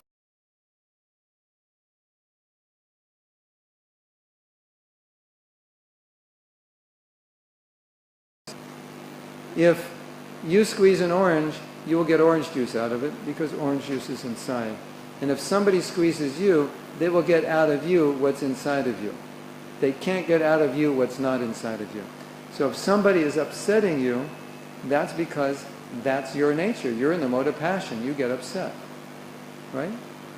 We say, he pushes my buttons.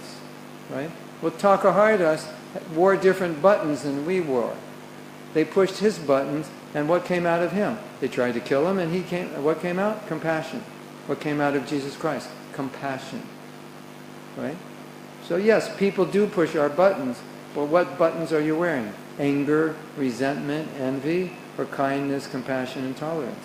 So you'll have somebody that's, very disturbing, but if you're more elevated, they'll push your tolerance button, and you'll be calm them down. I'm very sorry. Did I hurt you? They'll kick you in the head, and you'll say, I'm sorry. Did I hurt your toe? Right? They kick your blue buttons. If they kick your red buttons, you say, you kick me in the face? That's it. Let's go outside and, I'm going to fight you. So that's the red button. So if you're wearing red buttons, whose fault is that? The person who pushed it? No, you wore the buttons. Someone's going to push those buttons.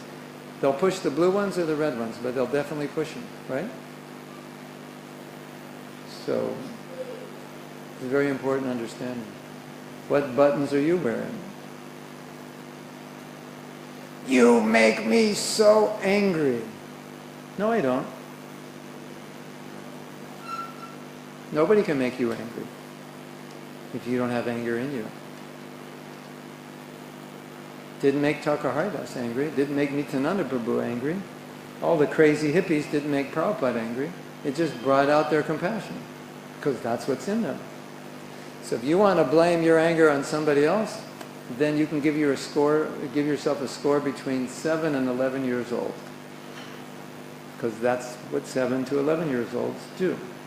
And isn't it interesting that many of us are still 7 years old, even though we look like we're 35?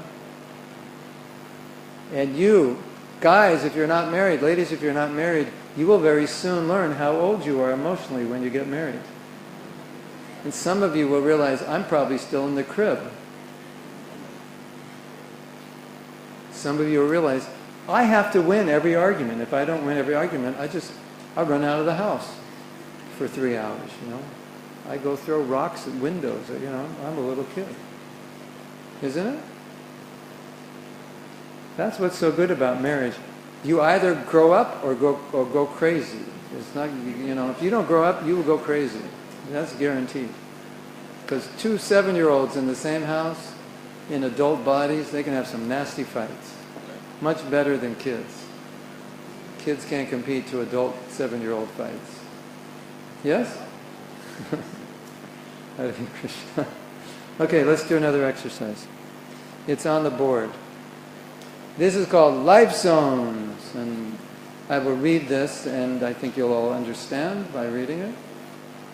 Make a list of your life zones. So, what's a life zone? I give some examples. Sadhana, family, work, your services, if you're a father, a mother, a husband, grandparent, exercise, teacher, blogger, photographer, leader, disciple, friend. It's any aspect of your life. What are the aspects of your life? Some of you are mothers and wives, and then you're employees, and then you have a service, you're a cook, you write articles for BTG, you're a writer. Some of you might blog, you might do photography, you might do art. So all the different zones of your life, the different things you do. So you're going to divide your life. Then you're going to write down under each zone, note what you do in the zone, what you do it with, and how you feel when you're doing it. So let's say I'm a disciple. What's that zone mean? What do I do? Do I do it alone? Do I do it with other devotees? How do I feel? At work, what do I do? How do I... And then the most important question is, what needs do you meet in each zone? So you're going to have a chance to look at your life and see if you're actually, all these activities are meeting your needs or not. Isn't that interesting? So does anyone have any questions about what a life zone is? Just look at your life and see the different identities and roles you play and the different activities you do. You know one of my life zones? It's answering email, because that occupies an incredible amount of my time, and most of my work is on email. So that's actually a life zone for me. Digital communication is 3+ hours a day for me. So it's obviously a zone. Writing is a zone. Sadhana is a zone. Father is a zone. Husband is a zone. Teacher is a zone. So what are your zones? And then each zone, you're going to ask you're going to write next to each. You make your list of zones, and right next to it, you're going to say, you're going to figure out which needs am I meeting in each zone.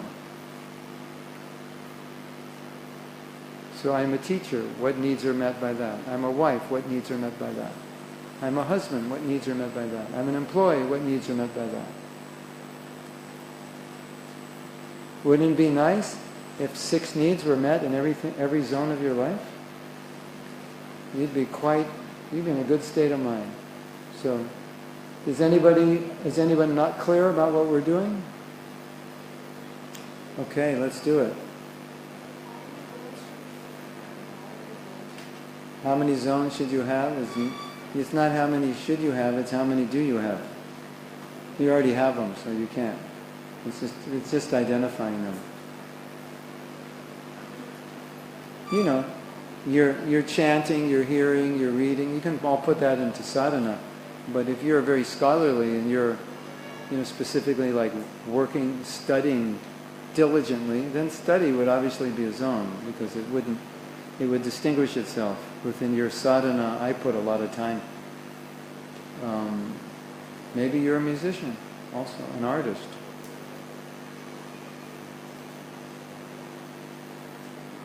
You're a temple president, you're on the temple board, that's a zone, right? Yes.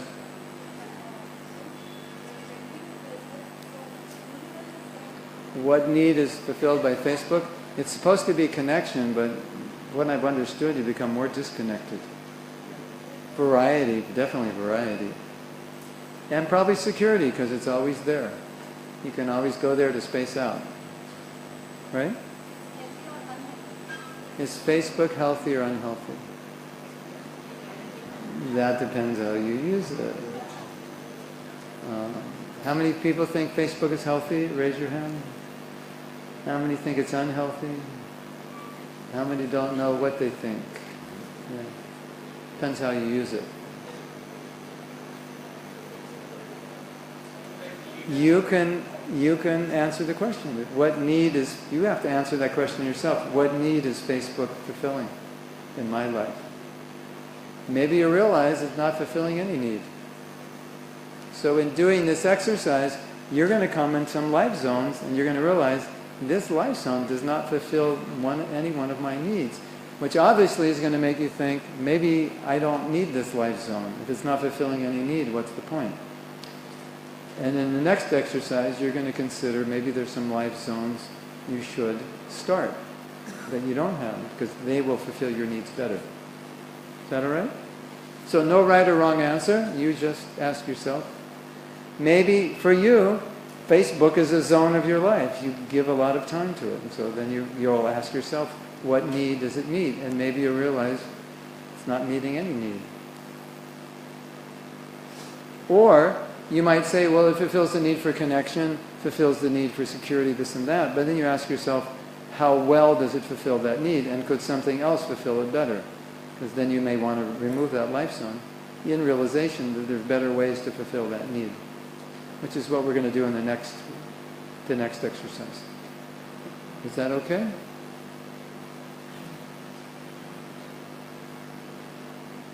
Go for it.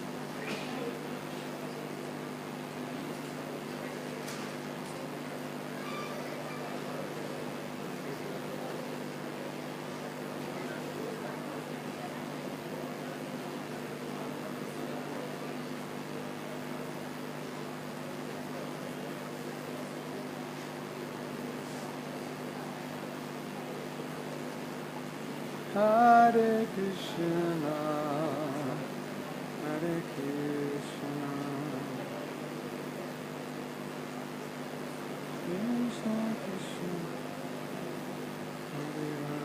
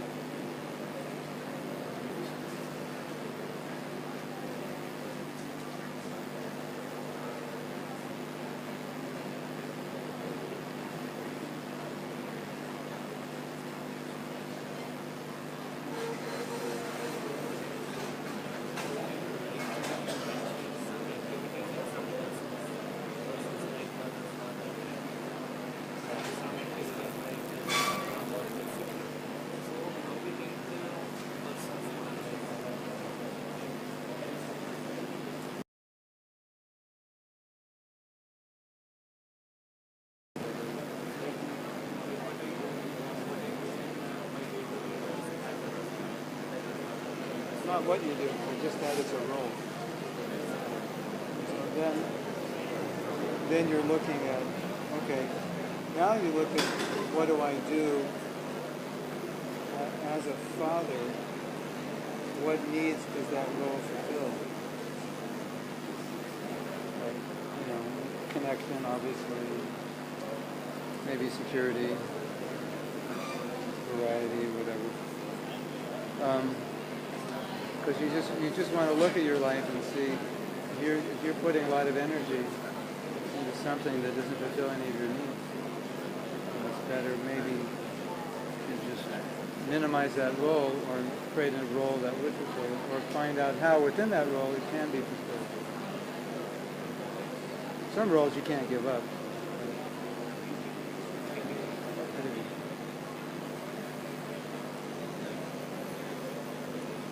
Yes. Yes, lovely.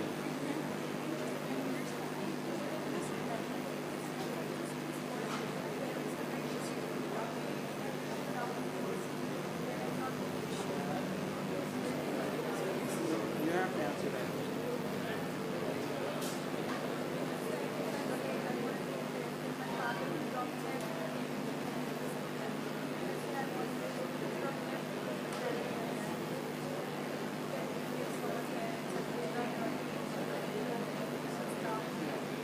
I mean, that's nice. The only reason it could be a problem is if you expect it from everyone else. So, like, if you have relationships with other people and you're used to that, then it could be a problem. There's been unmet expectations cause friction in relationships, right?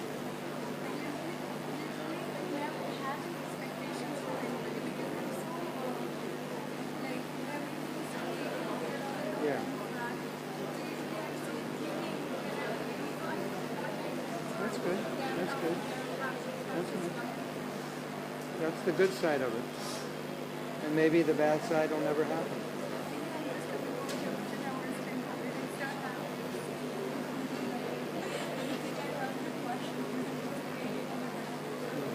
Yeah.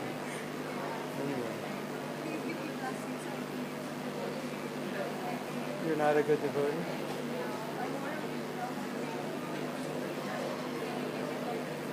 Oh, that's nice. If you want, then you're blessing yourself. That's the best blessing you can get, is your own desire. Yeah, finally. I've been here like 10 days. This is enough. 10 days here in Delhi.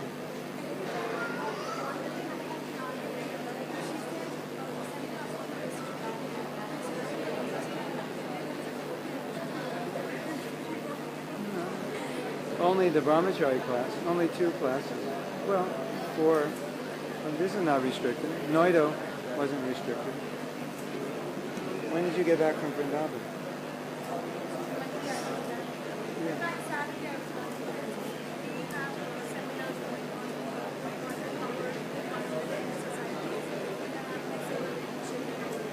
Oh, okay.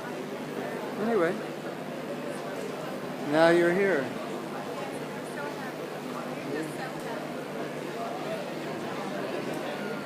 You're always happy.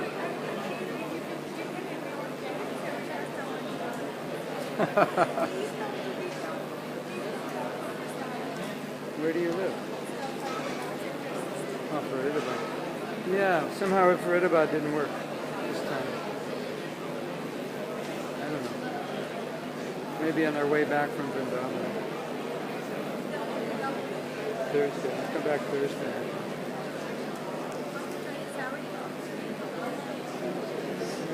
Maybe Thursday night. Wait, 24th, 20. What's the date today?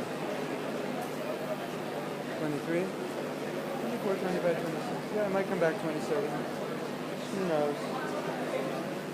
We're working it out.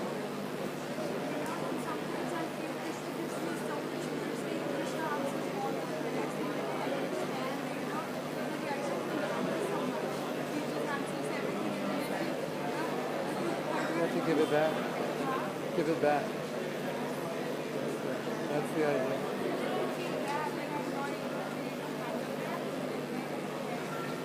Appreciate it. Be thankful. And give back.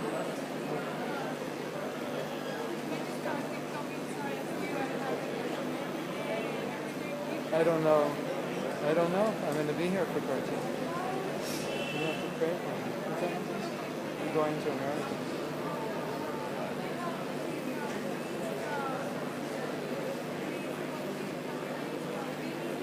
Yeah, you played a Radharani for me.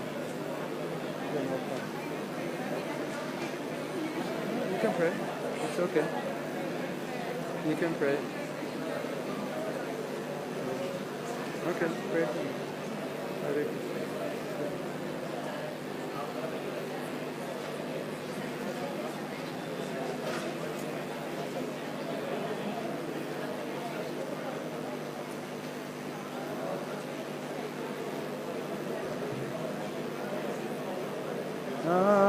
Krishna. Hare Krishna, Hare Krishna, Krishna Krishna.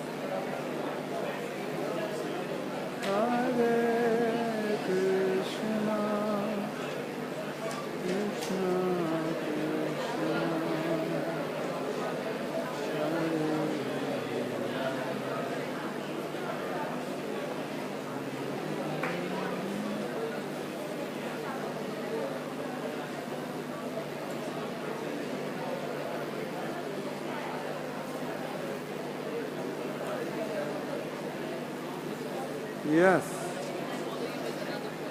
you can.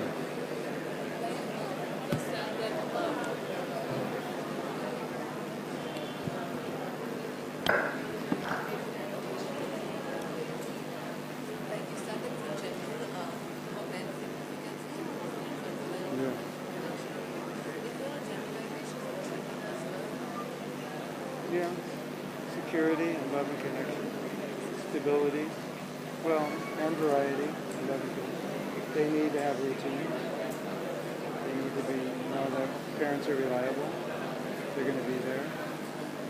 Connection is essential. Variety, otherwise they get bored. Appreciation, they have to feel it.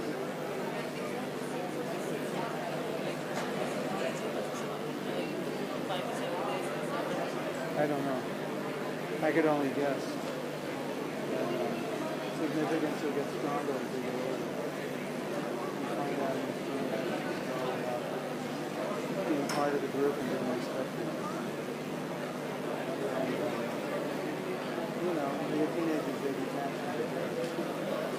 Their connection with their parents is still there. Significance seems to predominate too much. The way they dress, the way they're accepted, the way they talk.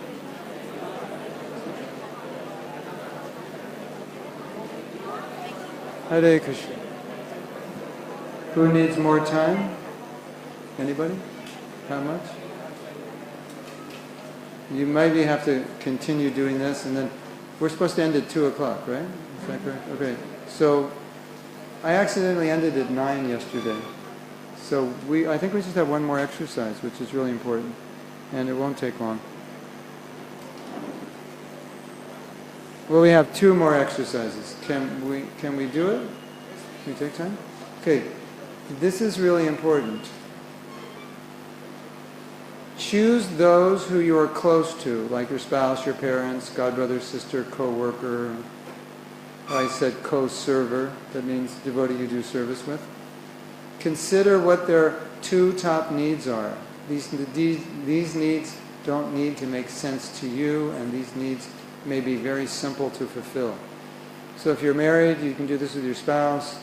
If you're in the brahmacharya ashram, with 1 or 2 or 3 of the brahmacharis, think of a few people and think of what their needs are.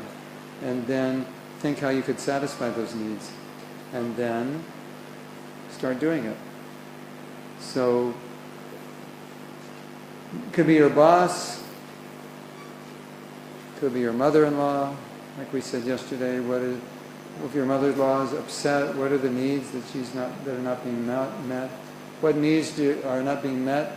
What are the two top needs of your wife or your husband? Or your god brother, your god sister, even your guru. What are the two top needs of my guru? And then think how you can fulfill those needs. And that will be the cream on this workshop that you can actually use now. Because of what you learned, you can start to see what people's needs are, right? You see some guy walking down the street and his hair he's got 6 colors of hair and 25 earrings, and immediately you know it's all about significance. He wants to stand out. Or the guy in the Mercedes-Benz. You all know it's all about significance. You immediately see that.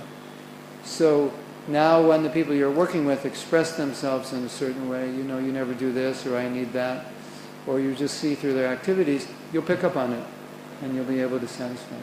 So that's the idea of this exercise. Sound good? Let's do it.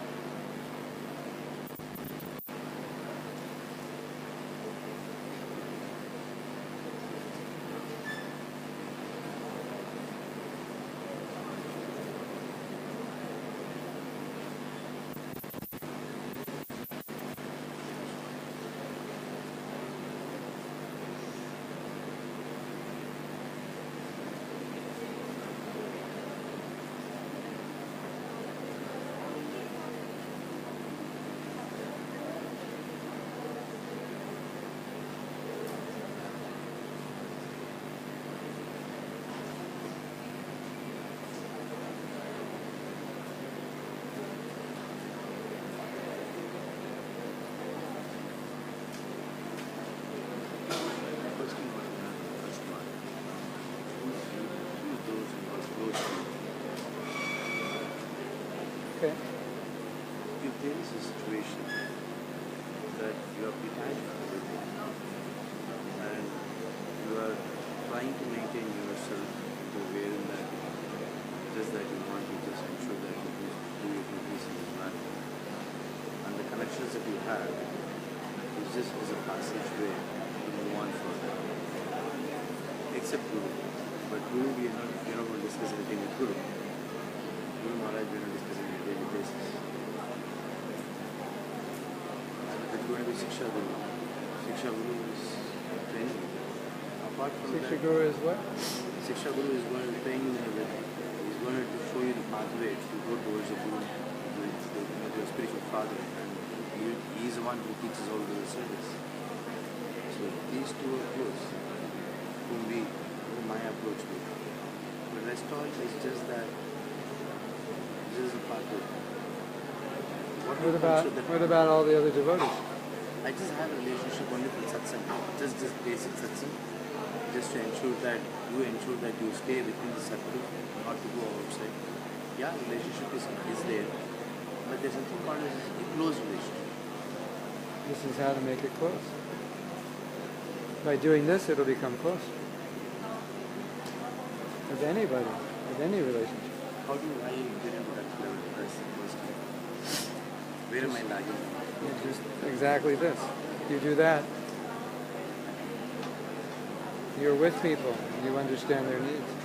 What can you do to fulfill those needs? It's always instance wherein like I just do the service for all the Vaishnavas and everybody, but I don't have any attachment. I do not know why. I never get attached to anybody. Yeah, we should be attached to devotees. That's right in the I Bhagavatam. believe you told me once in the same meeting you told that one of them had some problem even after doing when he came to Brahmacharya ashram. He was actually having some trouble, so he never mingled with anybody else. Right from a child, I've always got betrayed in relationships. Everybody is betrayed in a relationship. I was having good money. They used to come because of my money and nothing else. When I had fame, they used to just come because of fame and money. And I had power when I was working in a company. I was working as vice president, and they just came because I was vice president, and we all were acting as close. Once the job is done, they vanish. So That's made an impression on you. it's just made a very bad impression. So when I come into this level also, I feel that I have faced that instance, even in ashram where I stay. I face that instance wherein if they have any work, they know that they come to me to get it done. After that, they throw you out. This is not pure. They don't even bother about you. They don't even take care of you. They don't even think about you. Nothing. So that made me close myself, saying that, okay, for me, yeah, relationship is important, but at the end of the day, if I'm going to ponder on saying that attachment is not there, then That's I not good. will try to lose in my sadhana. You need to be attached to devotees. You have to be. You can't go without relationships. That I understand. How do I come out of this? This is a question. By acting that way. That's the first. In other words, because you have to break through that lack of trust, and so you have to create trust again. Because you have a fear now, right? That you're going to be betrayed. It's not fear. It is just that okay, everybody is the same. I have nothing to fear now. But that's not true. Can you hit that done switch? But that's not true. Everybody's not the same. Probably someone whom I'm coming with, everybody is the same. Well, maybe there's something in you that's attracting people to act that way, or attracting the same kind of people to you. You could look at that. Probably the negative is in me, not another. Maybe that. It's like sometimes if you think people a certain way, Krishna will send people, and they'll just act that way with you, but they won't act that way with someone.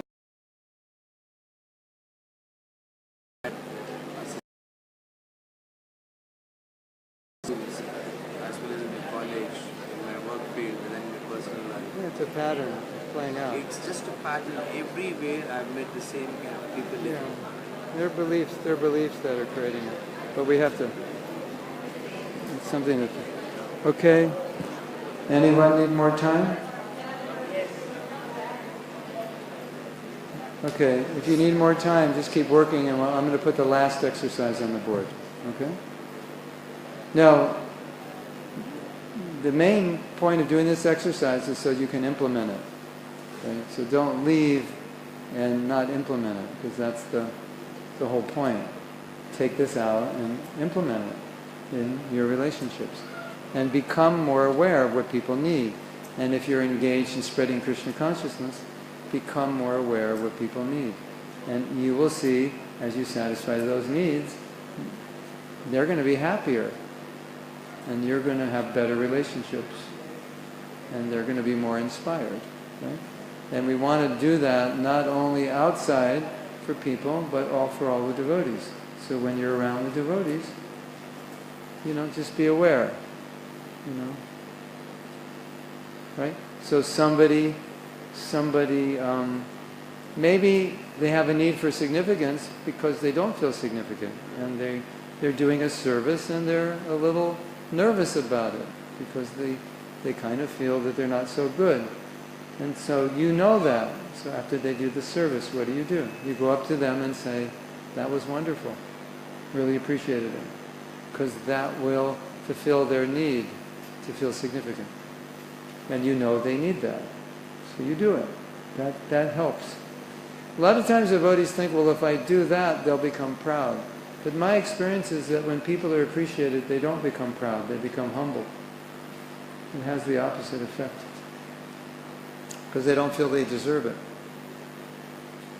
And if someone is acting to get praise, they're already proud, so you can't make them proud. They already are. And whether you praise them or not, they're going to be proud. But for most people, it actually inspires them. It makes them feel valuable. And when you feel valuable, you want to do it again. Okay, I'll do that service again, right? Okay, last exercise. How can you add more growth and contribution in these zones? So you're going to go through all the zones, right? And then you're going to ask yourself, is there any way I can add growth and contribution in any of those zones? As father, teacher, friend, employee, whatever. And then if you can't practically do it now, then you could think, how could I do it in the future? What zones do you need to eliminate to make more time for growth and contribution? So remember, you just found some zones that weren't meeting your needs. Maybe you need to eliminate them. Of course, if you're a father, you can't eliminate that. If you're a husband or wife. But if it's other zones, like I'm learning to play violin, and it's unhealthy because it's minimizing my relationships. So maybe I have to just stop doing that. And then what zones would you like to add? Perhaps there's some new zones that would meet needs that are not currently being met. So 3 things. How can you add more growth and contribution? What zones do you need to eliminate? What zones could you add? Okay?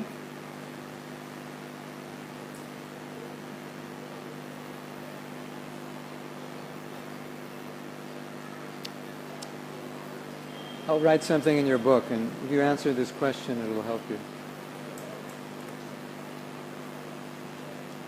You can write.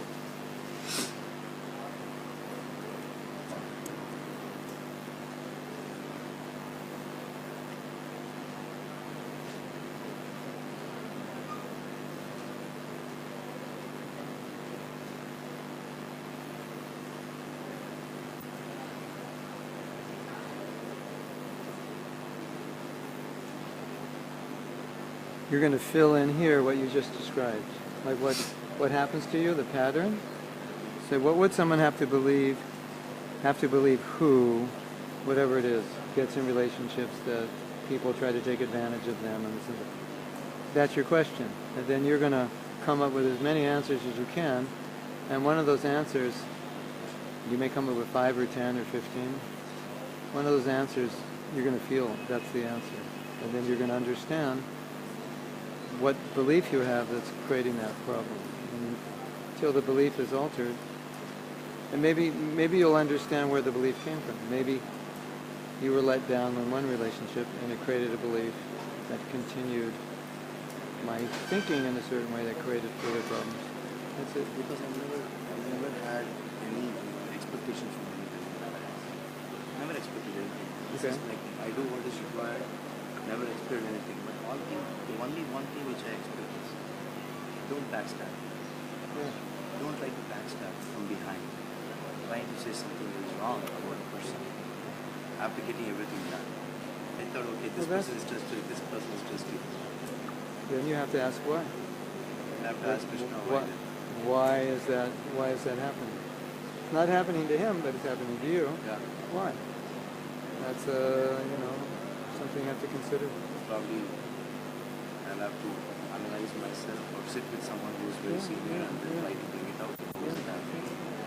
Have I done anything to invoke that response? That's a question.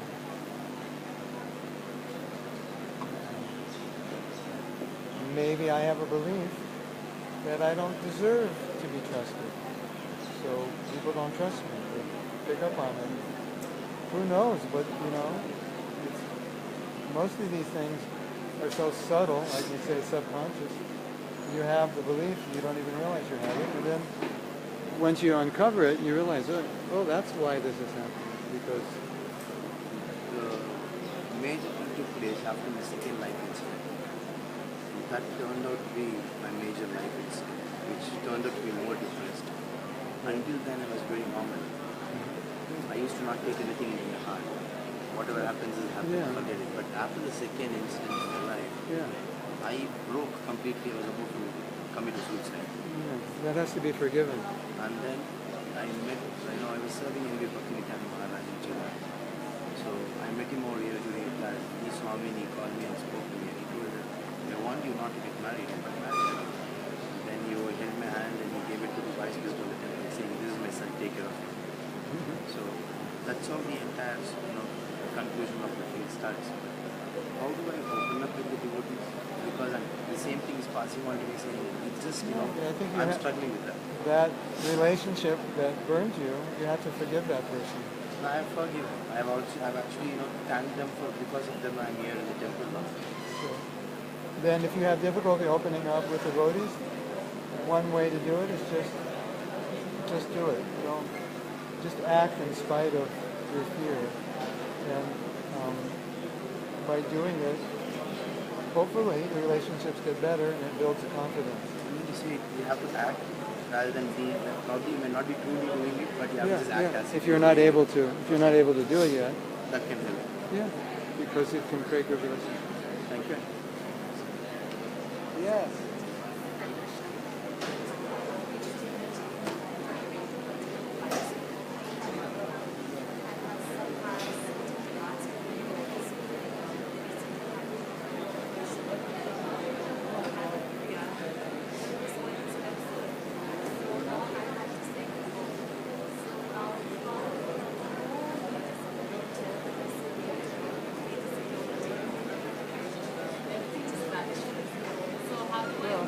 Some security is there to save money. For me, but not for him. Yeah. So how do I meet such needs in life where there are no needs are being met? Say that again. How do you meet? How do I meet the needs, my needs, when my kids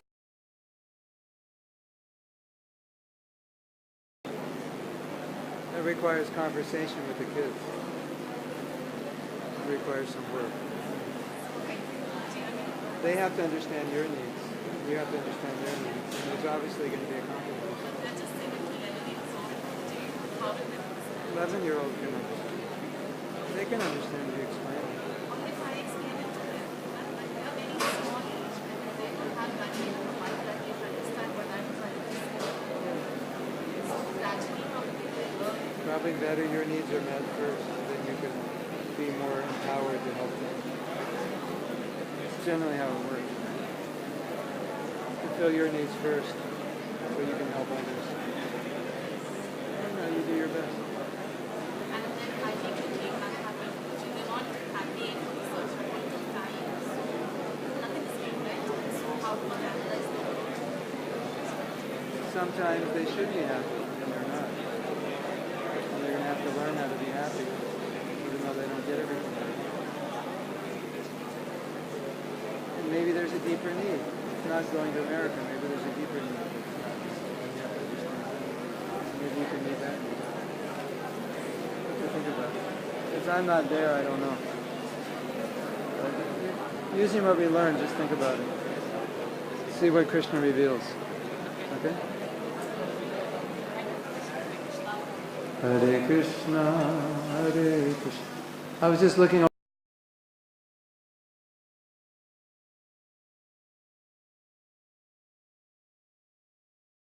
5 hours would just be 5 hours with couples working on their needs. So it's very powerful. And then another 8 hours on forgiveness and so many other things. So this is really a key relationship tool. It would be one of the key parts of our marriage workshop. So not all of you had your husbands and wives here, but still you can explain it to them. You can apply it. You can bring it to companies. This is good for companies. People who work together need to know this, right? They need to know what one another's needs are. And I read something that's useful for us to know, that in all the research that was done about teams, the teams that worked best together were the teams who had people who were sensitive to one another's needs. Those were the people who were the best team players, the ones who are most sensitive. So if you become sensitive to other people's needs, you become a team player. And if you're sensitive to your own needs only, you don't really become a team player. You want everybody to fulfill your needs, right? So, you have many teams here. You're all working on different projects. You who have been to this workshop could then explain these things to your team and try to help one another fulfill the needs of the other team members, and you'll have a great team. What do you think? Good idea? Yeah, okay. So thank you for coming, and I have to take prasadam and run off to the main temple, and then I have to run back here and do some rehearsal for a concert we're going to do in China at Shamasundar's house, and then I have to run off to Vrindavan. But I'll come back on Thursday because I'm going to Europe on Friday morning at 5 a.m. So I'll be going from here Friday morning. So maybe I'll get to see you on Thursday. Until then, we'll be thinking about you. And can someone write my website on here in case you want to stay in touch? It's simple, mahatmadas.com. And on my website, there's connection to my other Facebook and YouTube and everything else, SoundCloud. Everything connects from my website. And somewhere on there, you could probably find my email address. So I'm not going to give it to you because if you really want to write me, you'll find it. So, don't just write and say, Haribol Prabhu, how are you? How's your wife? So I'm going to make it a little hard for you because I get a lot of emails. So, mahatmadas.com. Okay? Can they see it? No. That's not fulfilling our needs. mahatmadas.com, yeah. We also have a WhatsApp. We have a WhatsApp group. How do they get on the WhatsApp group? They can't get on the WhatsApp group online. It's not set up, is it? I can't find it. What? Oh, no. That's a... Okay, write her number if you want to join the WhatsApp group. We have a WhatsApp group. And what about the daily quotes? They just appear on Facebook? Or people... I put out a video every day, so if you join the WhatsApp group, you get the video. And a lot of those quotes you have in the ashram, that's what we talk about on the videos. But I take one of those quotes and I talk about it for 5 minutes. So we're going to put Jamuna Devi Dasi's phone number, and that's her WhatsApp number, not her phone number. If you send her a message on WhatsApp and just say, I want to be on the WhatsApp group, she'll put you on. If you want to be. So, what's your number? You want to come up and write your number? I don't have one. He doesn't have it.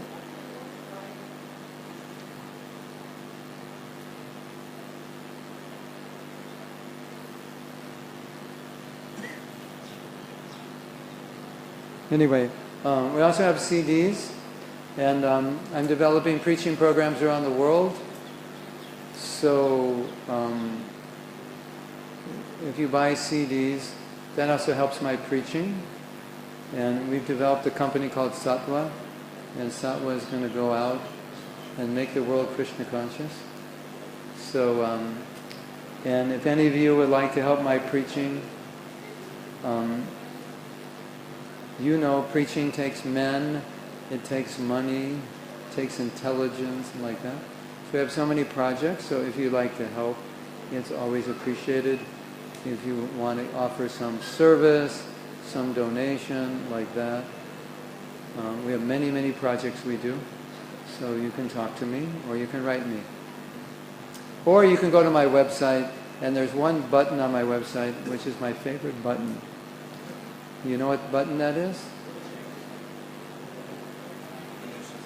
It says donate. My favorite button. So if any of you like to help, I have many, many projects we're trying to support. And I'm a poor Brahmin, and you are all my students, and Brahmins are supported by students. So if you'd like to help support me, that would be fantastic.